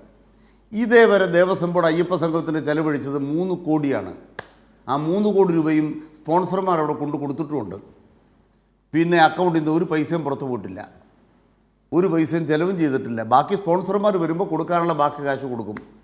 സർക്കാരോ ദേവസ്വം ബോർഡോ ഒരു വെള്ളി രൂപയും ചെലവഴിച്ചിട്ടില്ല. പക്ഷേ സംഘപരിവാർ പശ്ചാത്തലമുള്ള ചില ആളുകൾ ഓഡിറ്റ് ചെയ്ത്, ഓഡിറ്റാണെന്ന് പറഞ്ഞ് ഇതിൻ്റെ പ്രതീക്ഷിച്ച ചെലവിൻ്റെ ഒരു എസ്റ്റിമേറ്റ് ഉണ്ട്, വയനാട്ടിലെ എസ്റ്റിമേറ്റ് പോലെ. ആ എസ്റ്റിമേറ്റ് എടുത്ത് മാധ്യമങ്ങൾ കൊടുത്ത് 2 ദിവസമായിട്ട് മുഖ്യമന്ത്രിക്ക് കുറേ കട്ടിലുണ്ടാക്കിക്കൊണ്ടിരിക്കുകയാണ്. ഇതിന് മാത്രം കട്ടിൽ വേണോ മുഖ്യമന്ത്രിക്ക് കിടക്കാൻ? കഴിഞ്ഞ തദ്ദേശ തെരഞ്ഞെടുപ്പിന് മുമ്പ് ഞാൻ കേട്ടായിരുന്നു 1 കോടി രൂപയുടെ കാറോ മറ്റോ മുഖ്യമന്ത്രി വാങ്ങിക്കാൻ പോണു. പിന്നെ അത് കണ്ടില്ല. ഇടയ്ക്കൊരു പത്രത്തിൽ വാർത്ത വന്നത് 100 കോടി രൂപയ്ക്ക് കാറ് വാങ്ങിക്കുന്നു മുഖ്യമന്ത്രിക്ക് വേണ്ടി. ഇതൊക്കെയാണ് കേരളം. നിങ്ങൾക്ക് നറേറ്റീവ്സ് കൊണ്ടേ നിങ്ങൾക്ക് പ്രവർത്തിക്കാനാവും. ഒരു കാര്യത്തിൽ നല്ല വ്യക്തതയുണ്ട്. മണിശങ്കർ അയ്യർക്ക് നല്ല ധാരണയുണ്ട് കേരളം എത്രത്തോളം വികസിച്ചു. ഇന്ത്യ രാജ്യത്തിൻ്റെ ഏത് വിവരമാണ് വിഭവ സൂചികയുടെയോ മനുഷ്യവികാസ സൂചികയുടെയോ ഏത് വിവരമാണ് അദ്ദേഹത്തിൻ്റെ കയ്യിലില്ലാത്തത്? നിങ്ങൾക്ക് മണിശങ്കർ അയ്യരെ പറ്റിക്കാൻ പറ്റുമോ? ഞാൻ പറയുകയാണ് ബഹുമാനപ്പെട്ട പ്രതിപക്ഷ നേതാവിനോട്, അദ്ദേഹം നല്ല ഒരു വിദഗ്ധനാണല്ലോ, മണിശങ്കർ അയ്യരുമായിട്ട് കേരള വികസനത്തെക്കുറിച്ചൊരു ചർച്ചയ്ക്ക് തയ്യാറാകുമോ? ഒരു ഓപ്പൺ ഡിസ്കഷൻ. പ്രതിപക്ഷ നേതാവും മണിശങ്കർ അയ്യരും തമ്മിൽ പരസ്പരം ചർച്ച നടത്തട്ടെ. ഇന്ത്യയിൽ കേരളത്തെ പോലെ വികസിച്ച ഏതെങ്കിലും ഒരു സ്റ്റേറ്റ് ഉണ്ടോ? എന്താ കേരളത്തിൻ്റെ കുറവ്? ഇടതുപക്ഷത്തെ വിട്ടേരും, മണിശങ്കർ അയ്യരും സതീശനോട് ചർച്ച ചെയ്യട്ടെ. അതിന് പകരം അലവലാതി എന്ന് വിളിച്ചിട്ട് കാര്യമുണ്ടോ? അത് ശരിയായില്ല. രാജീവ് ഗാന്ധിയുടെ കൂടെ പ്രവർത്തിച്ച ഏറ്റവും പ്രധാനപ്പെട്ട ഒരു ദേശീയ നേതാവിനെ അലവലാതി എന്ന് വിളിക്കുകയും അതിന് പിന്തുണ കൊടുക്കുകയും ചെയ്യുന്ന VD സതീശൻ്റെ നിലപാട് ഒരു തരത്തിലും അംഗീകരിക്കാൻ പറ്റത്തില്ല. അതുകൊണ്ട് തിരിച്ചറിയുക, ഇടതുപക്ഷം ഈ 10 കൊല്ലം അത്യധ്വാനം ചെയ്ത് നവകേരളത്തെ നിർമ്മിച്ചുകൊണ്ടിരിക്കുകയാണ്.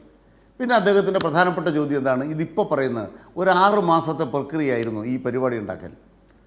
ഒരു കാലത്ത് നിങ്ങൾ സഹകരിച്ചില്ല. നിങ്ങൾ കേരള ബാങ്ക് പിരിച്ചുവിട്ടാൽ ഈ പരിപാടി നടക്കുമോ? കിബി പിരിച്ചുവിട്ടാൽ കേരളം 2013 നീന്തിച്ചിട്ട് കാര്യമുണ്ടോ? നിങ്ങൾ പറഞ്ഞതെന്താണ്? ലൈഫ് മിഷൻ പിരിച്ചുവിടും, വീട് വെക്കാൻ പറ്റുമായിരുന്നോ? പൊതുവിദ്യാഭ്യാസ സംരക്ഷണ യജ്ഞം പിരിച്ചുവിടും, ആനന്തരം മിഷൻ പിരിച്ചുവിടും. ഇതല്ലേ നിങ്ങളുടെ വാദം? ഒറ്റ ചോദ്യമുള്ളൂ പുതുയുഗ യാത്രയിൽ. എന്താണ് ചോദ്യം? എന്താണ് നിങ്ങളുടെ പുതിയ പരിപാടി?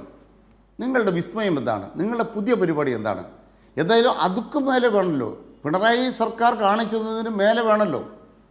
LDF ഇപ്പോൾ കാണിച്ചതിനേക്കാൾ മേലെ എന്തുണ്ട് നിങ്ങളുടെ കയ്യിൽ? ഒരെണ്ണം പറ. ബഹുമാനപ്പെട്ട റജിയോട് ഞാൻ പറയുകയാണ്, ഒരെണ്ണം പറയണം.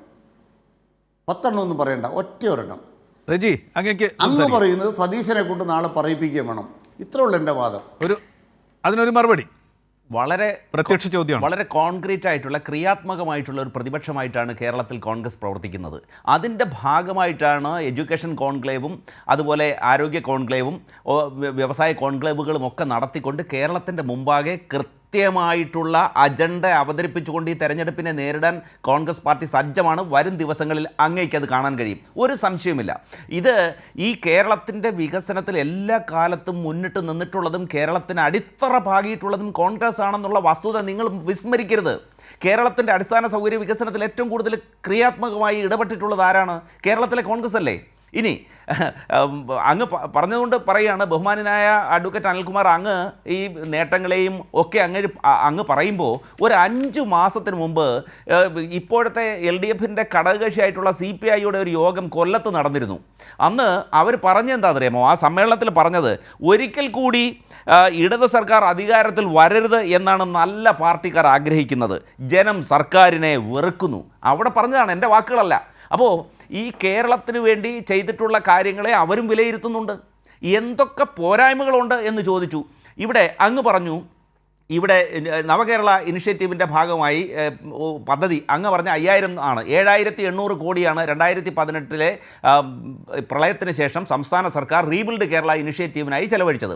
ഏതാണ്ട് 60% മാത്രമാണ് ഈ 8 വർഷം കഴിഞ്ഞിട്ടും ഇപ്പോഴും നടപ്പാക്കിക്കൊണ്ടിരിക്കുന്നത്. ഇവിടെ നമ്മൾ കുറേ പാക്കേജുകൾ പ്രഖ്യാപിച്ചു. അതായത് വയനാട് പാക്കേജ്, ഇടുക്കി പാക്കേജ്, അതുപോലെ തീരദേശ പാക്കേജ്, മലയോര പാക്കേജ്, കാസർഗോഡ് പാക്കേജ്, അങ്ങനെ കുറേ പാക്കേജുകൾ, കുട്ടനാട് പാക്കേജ്. ഇതിൻ്റെ എത്ര % നടന്നിട്ടുണ്ടെന്ന് അങ്ങേക്ക് അറിയാമോ? 20 ലക്ഷം പേർക്ക് സൗജന്യ ഇൻ്റർനെറ്റ് കണക്ഷൻ കൊടുക്കുമെന്ന് പറഞ്ഞിട്ടാണ് കെ ഫോൺ പ്രഖ്യാപിച്ചത്. 1 ലക്ഷം പേർക്കാണ് ഇതുവരെ കൊടുത്തിട്ടുള്ളത്. 2017 പറഞ്ഞതാണ്, എത്ര വർഷങ്ങളായി നോക്കൂ. അപ്പോൾ അതുപോലെ നോക്കൂ, ഈ ബഹുമാനായ നിർമ്മല സീതാരാമൻ പാർലമെൻറ്റിൽ പറഞ്ഞതാ 329 സഹകരണ സ്ഥാപനങ്ങളിൽ എന്താണ് കള്ള ഇടപാടുകൾ, സാമ്പത്തിക ക്രമക്കേട് നടന്നിട്ടുണ്ടെന്നാണ് പറയുന്നത്. അപ്പോൾ അവിടെ പ്രശ്നം, മലയോര മേഖലയിൽ പ്രശ്നം, തീരദേശ മേഖലയിൽ പ്രശ്നം, സർക്കാർ ഉദ്യോഗസ്ഥർക്ക് ഏതാണ്ട് 1.5 കോടി 1 ലക്ഷം കോടിയോളം രൂപ കുടിശ്ശിക ഇനത്തിൽ നൽകാനുണ്ട്. അതുപോലെ കാർഷിക മേഖല, ഇന്ന് തന്നെ നോക്കൂ, ഒരു ഏലിയാസ് എന്ന് പറഞ്ഞിട്ട് കണ്ണൂരുള്ള ഒരാൾ, ഒരു കർഷകൻ, അദ്ദേഹം ആത്മഹത്യ ചെയ്തു. കേരള സർക്കാരിൻ്റെ അവാർഡ് കിട്ടിയ ആളാണ്. കർഷകർക്ക് ജീവിക്കാൻ കഴിയുന്നില്ല ഈ മലയോര പ്രതിസന്ധി കാരണം, വന്യജീവി ആക്രമണം ഒരു സ്ഥലത്ത്. അപ്പം അതുപോലെ PSC തൊഴിലിന് വേണ്ടി ആളുകൾ നിൽക്കുന്നു. വരാം, നമുക്കൊരു ഇടവേളയ്ക്ക് സമയമാവുകയാണ്. അങ്ങയിലേക്ക് വന്നത് പകരം പദ്ധതികൾ എന്താണ് എന്ന് ചോദിച്ചുകൊണ്ടാണ്. പദ്ധതിയുടെ വിമർശമായിരുന്നില്ല, കുഴപ്പമില്ല, അത് പറഞ്ഞുകൊണ്ട് പറയാം. കോൺക്ലേവുകൾ നടത്തി ജനങ്ങൾക്ക് മുമ്പാകെ അവതരിപ്പിക്കാൻ പോവുകയാണ്, വെക്കും എന്ന് പറഞ്ഞു, അത്രേ ഉള്ളൂ. കൃത്യമായ പദ്ധതികൾ ജനങ്ങൾക്ക് മുമ്പാകെ വരും ദിവസങ്ങളിൽ കിഫ്ബി റദ്ദാക്കും, പകരമെന്ത്? ലൈഫ് റദ്ദാക്കും, പകരമെന്ത്? അതാണ് ചോദിച്ചത്. കിഫ്ബിയെ കുറിച്ച് ഒറ്റ കാര്യം പറഞ്ഞോളട്ടെ എന്തായാലും, അങ്ങയുടെ അനുവാദത്തോടെ. കിഫ്ബി, അതായത് 90,000 കോടി രൂപയുടെ പദ്ധതികളാണ് കിഫ്ബി ഈ കഴിഞ്ഞ 10 വർഷമായി നടപ്പാക്കിയത്. അതിൽ തുക ചെലവഴിച്ചത് എത്രയാണെന്ന് അങ്ങേക്കറിയാമോ? 38,000 കോടി രൂപ മാത്രമാണ് ഇതുവരെ ചെലവഴിച്ചിട്ടുള്ളത്. പകരം പദ്ധതി എന്താണെന്നുള്ള ചോദ്യത്തിനുള്ള മറുപടി അല്ലല്ലോ ഇത്. അല്ല, UDF ജനങ്ങൾക്ക് മുമ്പാകെ അവതരിപ്പിക്കാൻ പോവുകയാണ്. ബജറ്റിന്റെ ഉള്ളിലൂടെ അവതരിപ്പിക്കാൻ കഴിയില്ല, അല്ലാതെ അവതരിപ്പിക്കുമോ എന്നുള്ളതാണ് ചോദ്യം.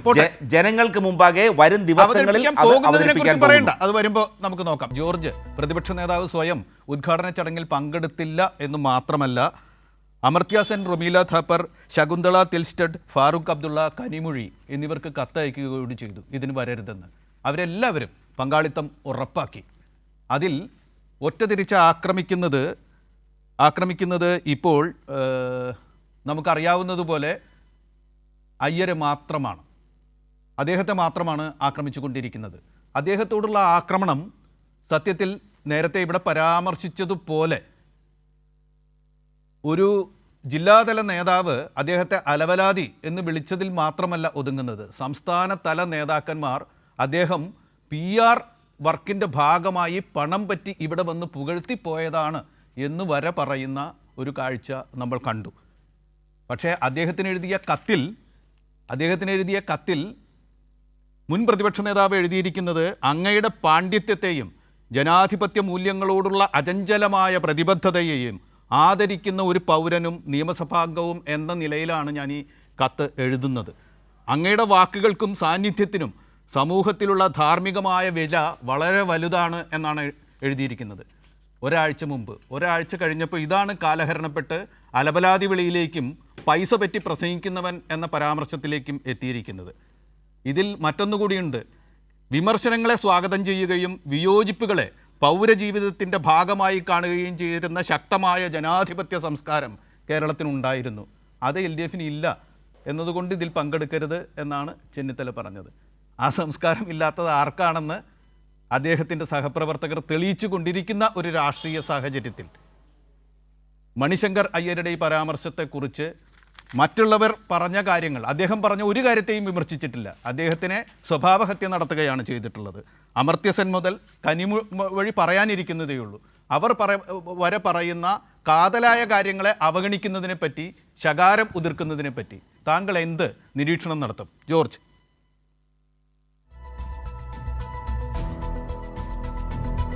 NPC, ഞാൻ ഒരു കാര്യം നമ്മൾ ഇവിടെ നേരത്തെ നമ്മൾ സൂചിപ്പിച്ചതുപോലെ തന്നെ ഇപ്പോൾ നമ്മൾ കേരളത്തിൻ്റെ ഒരു വികസന കാഴ്ചപ്പാട് നമ്മൾ എടുക്കുമ്പോൾ കേരളത്തെ സംബന്ധിച്ചിടത്തോളം ഇപ്പോൾ പുതിയ അതിവേഗ റെയിൽപാത, അതുപോലെ തന്നെ ശബരി റെയിൽപാത, വിഴിഞ്ഞത്തിൻ്റെ 2ാം ഘട്ടം വികസനം, അതുപോലെ കൊച്ചി മെട്രോയുടെ വികസനം, മലയോര തീരദേശ ഹൈവേയും നാഷണൽ ഹൈവേ അടക്കമുള്ള കാര്യങ്ങൾ, ഇങ്ങനെയുള്ള നമ്മൾ പ്രപ്പോസ് ചെയ്തിരിക്കുന്നതും നടപ്പാക്കാൻ പോകുന്നതും അതുപോലെ തന്നെ ഓൺഗോയിങ് ആയിട്ടുള്ള പദ്ധതികളുടെ ഒരു കാര്യം എടുക്കുകയാണെങ്കിൽ നമുക്കൊരു 3-3.5 ലക്ഷം കോടി രൂപയുടെയെങ്കിലും ഈ ക്യാപിറ്റൽ എക്സ്പെൻഡിച്ചർ, മൂലധന ചെലവ് അടുത്ത ഏതാനും വർഷങ്ങൾക്കുള്ളിൽ നമുക്ക് വേണ്ടി വരും.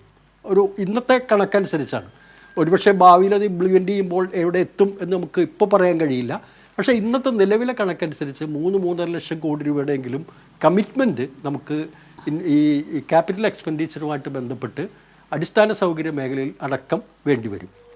അപ്പോൾ ഇവിടെ ഒരു പ്രശ്നം എന്താണെന്ന് വെച്ചാൽ, നമ്മൾ 3.3%, 4% താഴെ ഫിസിക്കൽ ഡെഫിസിറ്റ് നേരിടുന്ന ഒരു സംസ്ഥാനം എന്നുള്ള നിലയിൽ നമ്മുടെ ബഡ്ജറ്റിനകത്ത് പ്രൊവൈഡ് ചെയ്തുകൊണ്ട് ഈ 3.5 ലക്ഷം കോടി രൂപയുടെ വികസന പ്രവർത്തനങ്ങൾ നമുക്ക് നടത്താൻ കഴിയാത്തൊരു സാഹചര്യമുണ്ട്. അതിനു വേണ്ടിയാണ് നമ്മൾ പുറമേ നിന്ന് നമുക്ക് കിട്ടാവുന്ന പണം, മൂലധന വിപണിയിൽ കിടക്കുന്ന പണം നമ്മുടെ വികസനത്തിന് വേണ്ടി എങ്ങനെ ചാനലൈസ് ചെയ്യാം എന്നുള്ളതിൻ്റെ അന്വേഷണത്തിൻ്റെ ഭാഗമാണ് കിഫ്ബി അടക്കമുള്ള ഇതിലേക്ക് വന്നത്. അപ്പോൾ ഈ കിഫ്ബി അടക്കമുള്ള കാര്യങ്ങൾ റദ്ദ് ചെയ്യും. NPC നേരത്തെ പറഞ്ഞ് ഉപയോഗിച്ച വാക്ക്, അത് ക്യാൻസൽ ചെയ്യും. ഞങ്ങൾ വന്നാൽ അത് ക്യാൻസൽ ചെയ്യുമെന്ന് പറയുമ്പോൾ പകരം ഓൺഗോയിങ് പ്രോജക്റ്റുകളും കേരളത്തിൻ്റെ ആവശ്യമായ പ്രോജക്റ്റുകളും നടപ്പാക്കാൻ 3-3.5 ലക്ഷം കോടി രൂപ സമാഹരിക്കുന്ന എന്ത് കാര്യമാണ് മുമ്പോട്ട് വയ്ക്കുന്നത്? അപ്പോൾ അതിനെക്കുറിച്ച് ഞങ്ങൾ മുമ്പോട്ട് വയ്ക്കും, ഇലക്ഷന് മുമ്പ് വയ്ക്കും എന്നും. പക്ഷേ അവിടെ ഒരു പ്രശ്നമുണ്ട്.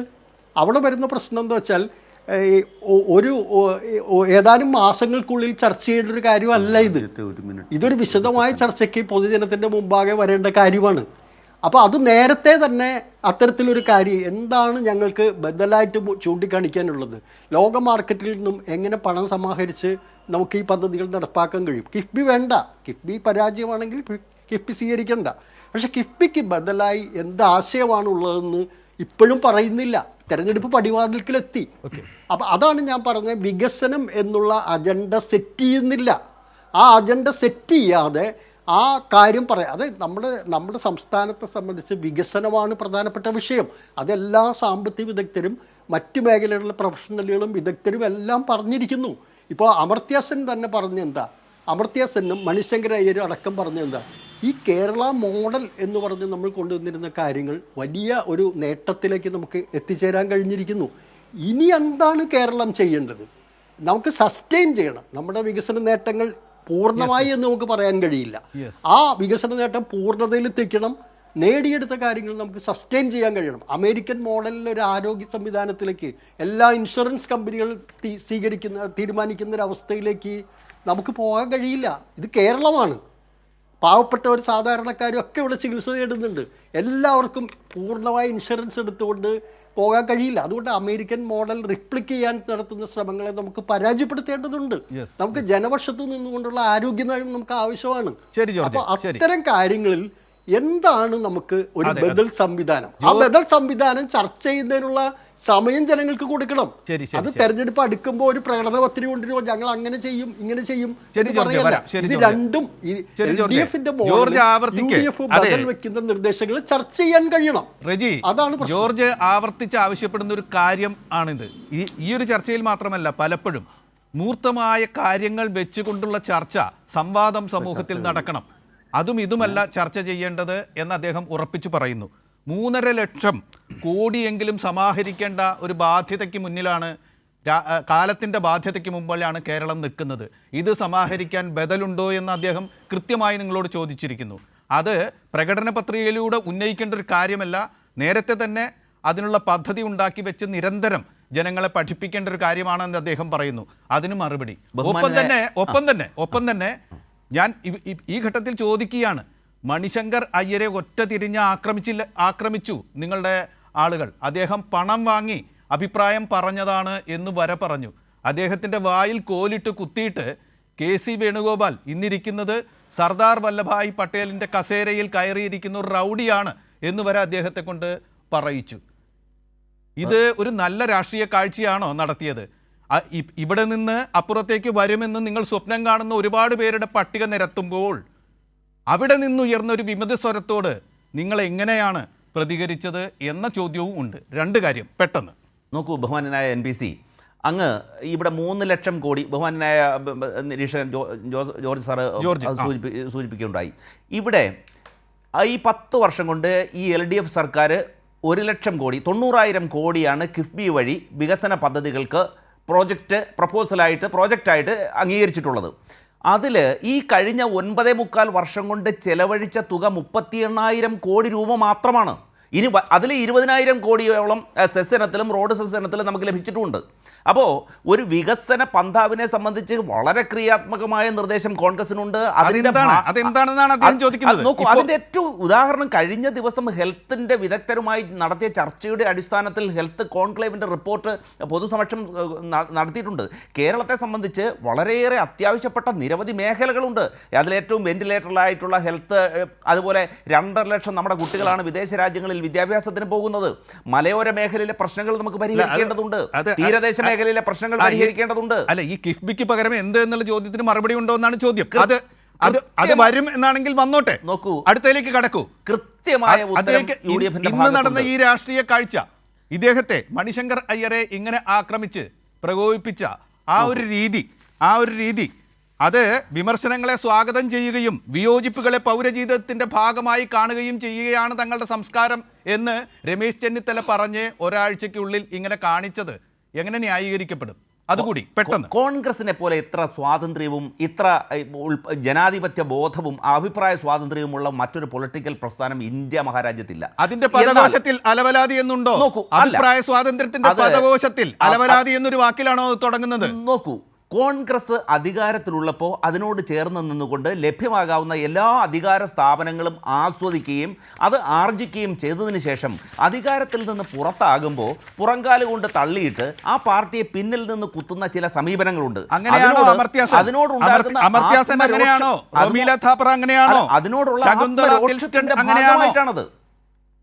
അതിനോടുള്ള സമാനമായിട്ടുള്ള അഭിപ്രായങ്ങൾ ഇദ്ദേഹവും അമർത്യ സെന്നും പറഞ്ഞല്ലോ. അമർത്യ സെൻ ഇവിടെ വന്നില്ലല്ലോ. അദ്ദേഹം പത്രം വായിച്ചില്ലേ? അദ്ദേഹം ഓൺലൈനിലൂടെ സംസാരിച്ചു, അദ്ദേഹത്തിന്റെ കണ്ടന്റ്, അതിന്റെ വിശദാംശങ്ങൾ ഇന്ന് എല്ലാ പത്രങ്ങളിലുമുണ്ട്. അതിന്റെ ഏതാണ്ട് ഒരു സംക്ഷിപ്ത രൂപം ഒരു പത്രത്തിൽ മുഖപ്രസംഗ പേജിലും വന്നിട്ടുണ്ട്. ഇതൊക്കെ കാണുന്നില്ലേ? അത് വെച്ചല്ലേ പ്രതികരിക്കുക? അതെ, അല്ല, അദ്ദേഹത്തിന്റെ വാക്കുകൾ, അദ്ദേഹം ഇവിടെ പ്രത്യക്ഷത്തിൽ ഇവിടെ വന്ന് ഇതിന് പങ്കെടുത്തില്ല എന്നാണ് ഞാൻ മനസ്സിലാക്കുന്നത്. അപ്പോൾ എന്റെ പോയിന്റ് അത് അംഗീകരിച്ചുകൊണ്ട് ബാക്കി ഭാഗമാണ് ഞാൻ പറഞ്ഞത്. മണിശങ്കർ അയ്യറിനെ സംബന്ധിച്ച് അദ്ദേഹത്തിനോടുള്ള ഒരു വിമർശനം എന്ന് പറയുന്നത് അദ്ദേഹം ഈ നേരത്തെ മനസ്സിലായി. അപ്പൊ മറ്റുള്ളവർ പറഞ്ഞത് ചർച്ചയാവാതിരിക്കാൻ മണിശങ്കർ അയ്യരെ രാഷ്ട്രീയമായിട്ട് ആക്രമിക്കുന്നു എന്ന രീതിയല്ലേ ഇത്? കേരളത്തിന്റെ വികസനത്തിന് ആര് ക്രിയാത്മകമായ നിർദ്ദേശങ്ങൾ നൽകിയാലും അത് കേരളത്തിലെ ജനങ്ങൾക്ക് നേട്ടമാണ്. അതിനെ രാഷ്ട്രീയമായ ഒരു രീതിയിൽ കാണുന്നത് കൊണ്ട് കാര്യമില്ല. അത് കേരളത്തിന്റെ നന്മയ്ക്ക് ഉതകുന്നതായിരിക്കണം എന്ന്. ശരി, സമയം അതിക്രമിക്കുന്നു. അനിൽകുമാർ, താങ്കളൊരു ഉപസംഹാര ഭാഷണം നടത്തിയത് അവസാനിപ്പിക്കുക.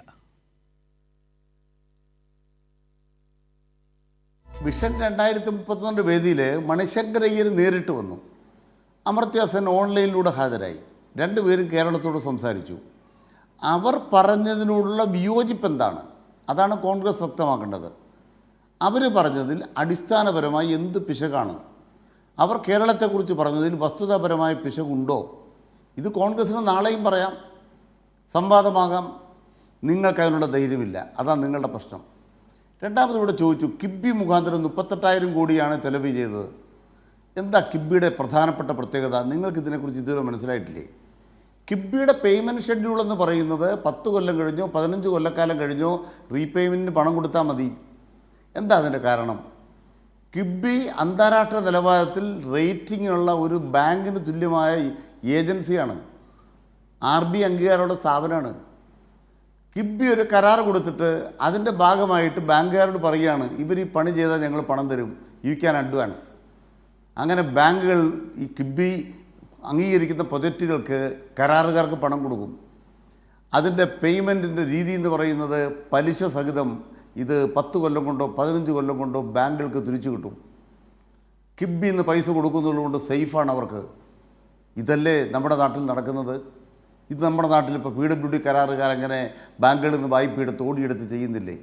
ഇത് കിബി ചെയ്തുകൊണ്ടിരിക്കുകയാണ്. അതിനർത്ഥം എന്താണ്? 38,000 കോടി ഇപ്പോൾ ചിലവായി എന്ന് പറഞ്ഞാൽ ഒരു 75,000 കോടി രൂപയുടെ പ്രവൃത്തികൾ ഇവിടെ നടക്കുന്നുണ്ട്. അതിൽ ക്ലെയിം വന്ന ബില്ലുകൾ പണം കൊടുക്കേണ്ടി വന്ന ഇപ്പോൾ, ബാക്കി ഡെഫേർഡ് പേയ്മെൻറ്റാണ്, അത് കുടിശ്ശികയല്ല. ഇത് മനസ്സിലാക്കാൻ, ആ സംവിധാനം പോലും മനസ്സിലാക്കാൻ പറ്റാത്തവരാണ് കേരളം ഭരിക്കാൻ ഇറങ്ങിത്തിരിക്കുന്നത്. കിബിയെക്കുറിച്ച് അറിയാൻ വയ്യാത്തവർ ഭരിക്കാൻ വന്ന നാട് തകരൂലേ? നിങ്ങൾ സ്വയം പരാജയപ്പെടുത്തുകയല്ലേ? യെസ്. ഞാൻ ചോദിക്കുന്നത്, ബഹുമാനപ്പെട്ട KC വേണുഗോപാൽ ഇന്നലെ ഒരു അടുക്കളയിൽ പോയി വിലക്കയറ്റത്തെക്കുറിച്ച് സംസാരിക്കുന്നുണ്ടോ? അതിദാരിദ്ര്യമുക്ത കേരളം കളവായിരുന്നെങ്കിൽ ഒരു വീട്ടിൽ വേണുഗോപാൽ പോകത്തില്ലേ? LDFൻ്റെ അവകാശവാദം തെറ്റ്. നിങ്ങളുടെ 76,082 എണ്ണത്തിനകത്ത് ഒരു വീട്ടിൽ ഞാൻ പോയിട്ട് ഇതാ കാണിച്ചു തരാം. എന്താ പോകാത്തത്? പോയാൽ വിവരം അറിയും. ഏത് നുണപ്രചരണം നടത്തുന്ന മീഡിയ നിങ്ങളുടെ കൂടെ ഉണ്ടെങ്കിലും ഗ്രൗണ്ട് റിയാലിറ്റിയിൽ വികസനം ഇല്ല എന്ന് പറയാൻ പറ്റില്ല. യെസ്. ഗ്രൗണ്ട് റിയാലിറ്റിയിൽ ക്ഷേമം ഇല്ല എന്ന് പറയാൻ പറ്റില്ല. ഗ്രൗണ്ട് റിയാലിറ്റിയിൽ ഇടതുപക്ഷത്തിനെതിരെ വർഗീയത ചെലവാവില്ല. തൽക്കാലം മുസ്ലിം ലീഗും ജമാഅത്ത് ഇസ്ലാമി നടത്തുന്ന ഓതിക്കൊടുക്കലുകളൊക്കെ ചിലയിടത്ത് ചെലവായിരിക്കും. എന്തായാലും നമ്മുടെ സമയം തീരുകയാണ്. വളരെ ഫലവത്തായ ഒരു ചർച്ച നടത്തിയതിന് ഇതിൽ പങ്കെടുത്ത അനിൽകുമാറിനും റജിക്കും ജോർജ് ജോസഫിനും നന്ദി പറയുന്നു. നമസ്കാരം.